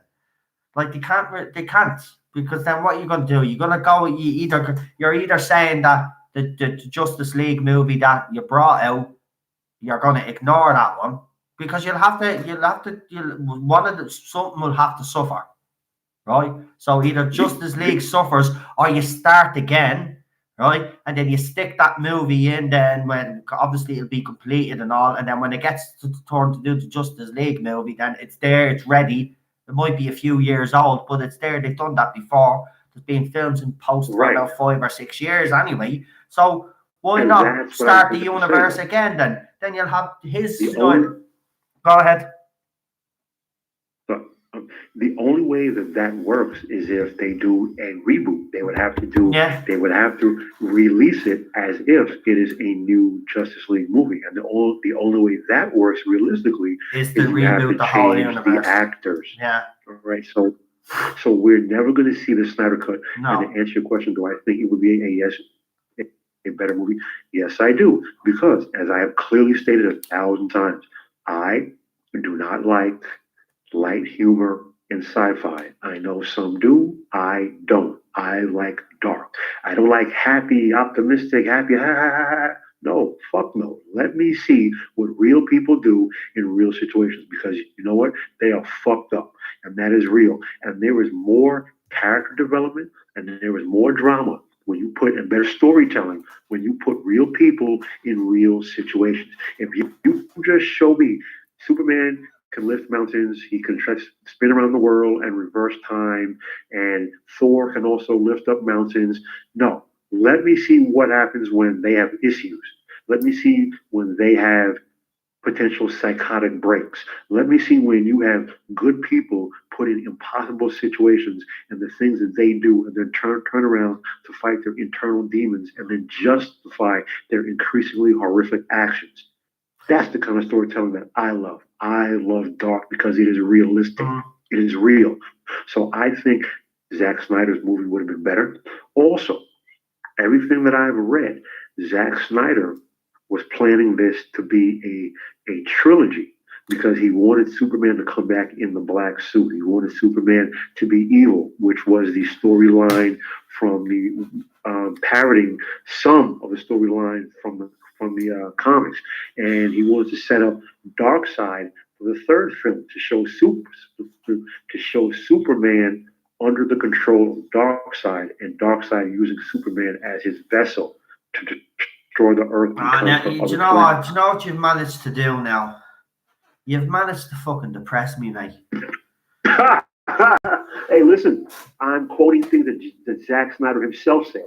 I know, but it sounds amazing, but it actually sounds, and look, he mightn't have pulled it off all the way, you know, he might have messed up somewhere along the way, but it'd be better than the mess that we're in right now. And I wanted to actually ask you, so we have a new Batman. Now, I know some people think that Ben Affleck wasn't a good Batman. I disagree with you. I disagree with people that say that he was a good Batman. He justified why he was cast. Now, like him, there was controversy when he was named as the new Batman. Now we have Robert Pattinson. Now, what do you think? Firstly, I'll just tell you what I think, right? There's loads of people losing their shit, right? Because it's Robert Pattinson. Obviously, because of the whole Twilight things. Now, then listen. I used to have that attitude, right? But here's the thing. He's done more than Twilight. Now, I'm not gonna sit here and say I've watched these movies. I haven't, right? But everybody complained about Ben Affleck. Look how he turned out. Everybody complained about Heath Ledger when he took the role as the Joker. Everybody said, no, he's the wrong choice. No, I'm not having it. He can't be the Joker, and he was probably the best Joker that ever lived. I'm sorry. There's been great Jokers out there, but Heath Ledger's Joker, for me, absolutely fucking up there, right? So, DC have gone, and they've gone for Patterson, right? And I see some people losing their shit. You need to calm down. Do you remember we had this thing like 3 times already with 3 different actors and actresses, like, and he's doing the same thing again. Do you not think that they've actually like picked the right guy and that he actually might be right? No. Go ahead. All right. The first thing that I want to say before I tackle Batman, Zack Snyder also said, if you remember, the actor Harry Lennox, who played the commanding general in Man of Steel, and then he became Secretary of Defense in Batman vs. Superman. Zack Snyder said from day one, he always had him planned to play. He was going to be John Jones, the Martian Manhunter. So at the end of Justice League, in his cut, he had a post-credit scene in which he showed Harry Lennox as the Secretary of Defense shapeshift into the Martian Manhunter. So I just want to throw that out there. Now, jumping over to the whole Robert Pattinson as Batman thing. Here's my thing. My initial thought was this. Robert Pattinson is 100 pounds soaking wet, which I think is what, 50 kilos? So he's what, 50 kilos or 45 kilos soaking wet? Who the hell is he throwing around and beating up as the epitome of human physical conditioning, endurance, stamina, and martial arts training? Well, Robert can I Pattinson. say in his defense, and I'm not a big Robert Pattinson. Hold on. All right, go on. Let me just say this. Ben Affleck walked away from the franchise because he was supposed to produce it. He got out of that. He was going to write it. He got out of that. He was locked into the actor. He somehow got out of his contract. I'd really like to know who's what animal he caught some studio executive giving a blowjob to get out of a signed contract. But that's another story for another day. My point here is this. DC is going to mess up this franchise. I don't care who the actor is in the role. They're going to mess it up. Now, with that said, I liked Ben Affleck as Batman because he did not play Tim Burton's Batman. He did not play Michael Keaton's Batman. Michael Keaton's Batman was Batman in his 30s at his physical prime. Ben Affleck's Batman was Batman in his late 40s, early 50s, where he's becoming more violent, and now he's using guns, and now he's shooting people, where he's totally starting to go over to the dark side, where Batman goes to. Okay? And now they've kind of gone all the way back now with Patterson's casting, because apparently for this new movie, it's going to show a younger Batman. Like, what the Yes. Again, I agree with you. I think DC is in a... What would you... Can I ask you a question? If you were an executive now, would you start again? Would you say, right, it's a write-off now. We've really messed this up. Let's start again. Or do you think they've gone too far into it that they have to continue now and try hope that the next movies that they produce are better? Well, the thing is this. Christopher Nolan already gave us this film. It was called Batman Begins. Okay. We saw young Bruce Wayne. We saw the origin. Then we saw him through flashbacks where he meets Ra's al Ghul. And then we see him during year one. Again, hello, hardcore Batman fans. We saw year one. He comes back to Gotham. He meets Lucius Fox. He's Batman before he gets the Batmobile. Then he gets the Batmobile before he gets the Batjet. Before he gets all his wonderful toys. And he gets the wonderful toys. We've seen that film done. And I don't know who the director of this film is. I know he's not a better filmmaker than Christopher Nolan. So we've already seen this done before. I don't need to see skinny boy Robert Pattinson do it again. All right? They're following the same bullshit that they keep doing with freaking Spider-Man. Now we're already into our third reboot with the freaking Spider-Man franchise. So you asked me a question. What would I do? Here's what I would do. What I would do, I would bring in a different filmmaker who I don't know offhand, because you're not going to get anybody better than Nolan, so you're going to have to get someone as good as Nolan. And what I would do, I would hire an actor literally in his 50s, and I would bring the Dark Knight comic to the screen, and not the movie. Again, I'm speaking to you diehard fans, The Dark Knight, where Bruce Wayne is in his 60s and he's been gone for several years and he comes back. So let's see that story, okay? Where Superman is literally like 80 years old, but he himself doesn't look a day over 40 because he's not human. But when we see Bruce Wayne is in his 60s and he's physically past his prime, maybe in his early 70s, still trying to be Batman. Let me see that story. And it has to be dark, it has to be be evil. You know, it's gonna have to be PG-13 because you can't ever make a rated R Batman. No. But that's what I would do.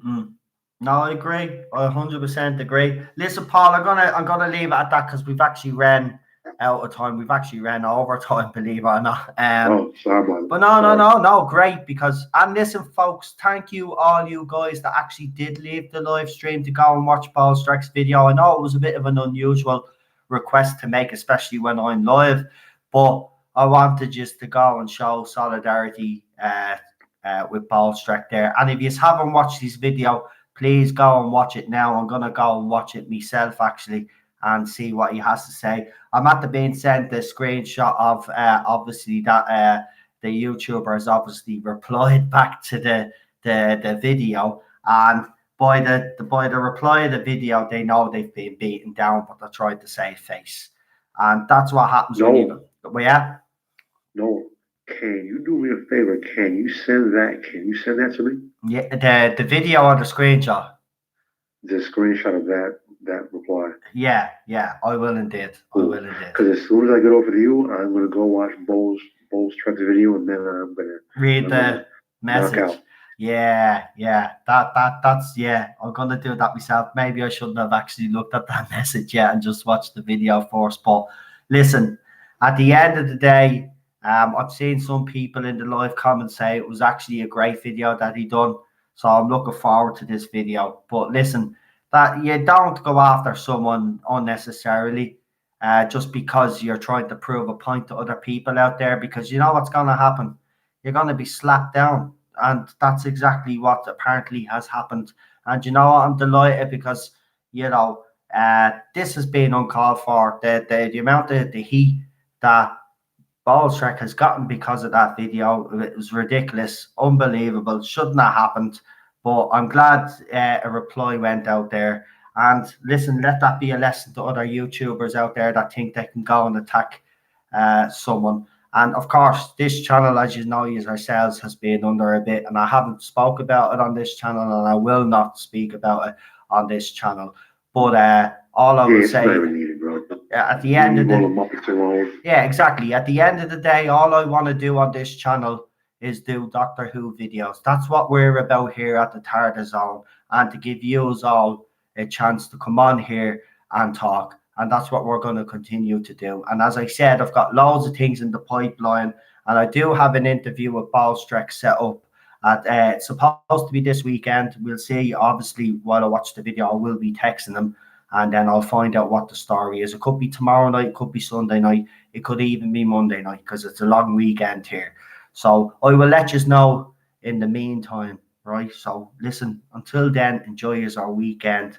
Have a good one. I'm going to leave Paul here, just here, so I can have a little chat with him just before I watch Paul Streck's video. But listen, to the rest of you, good night. God bless. Talk to you all on Sunday. If not, if the streams tomorrow, I'll let you know tomorrow. Right? So goodbye. And thanks and don't forget to do the usual, like button, notification bell, and what's the other one? Oh yeah, subscribe and share the videos and all that if you can. You know me. You know what they say in Tesco?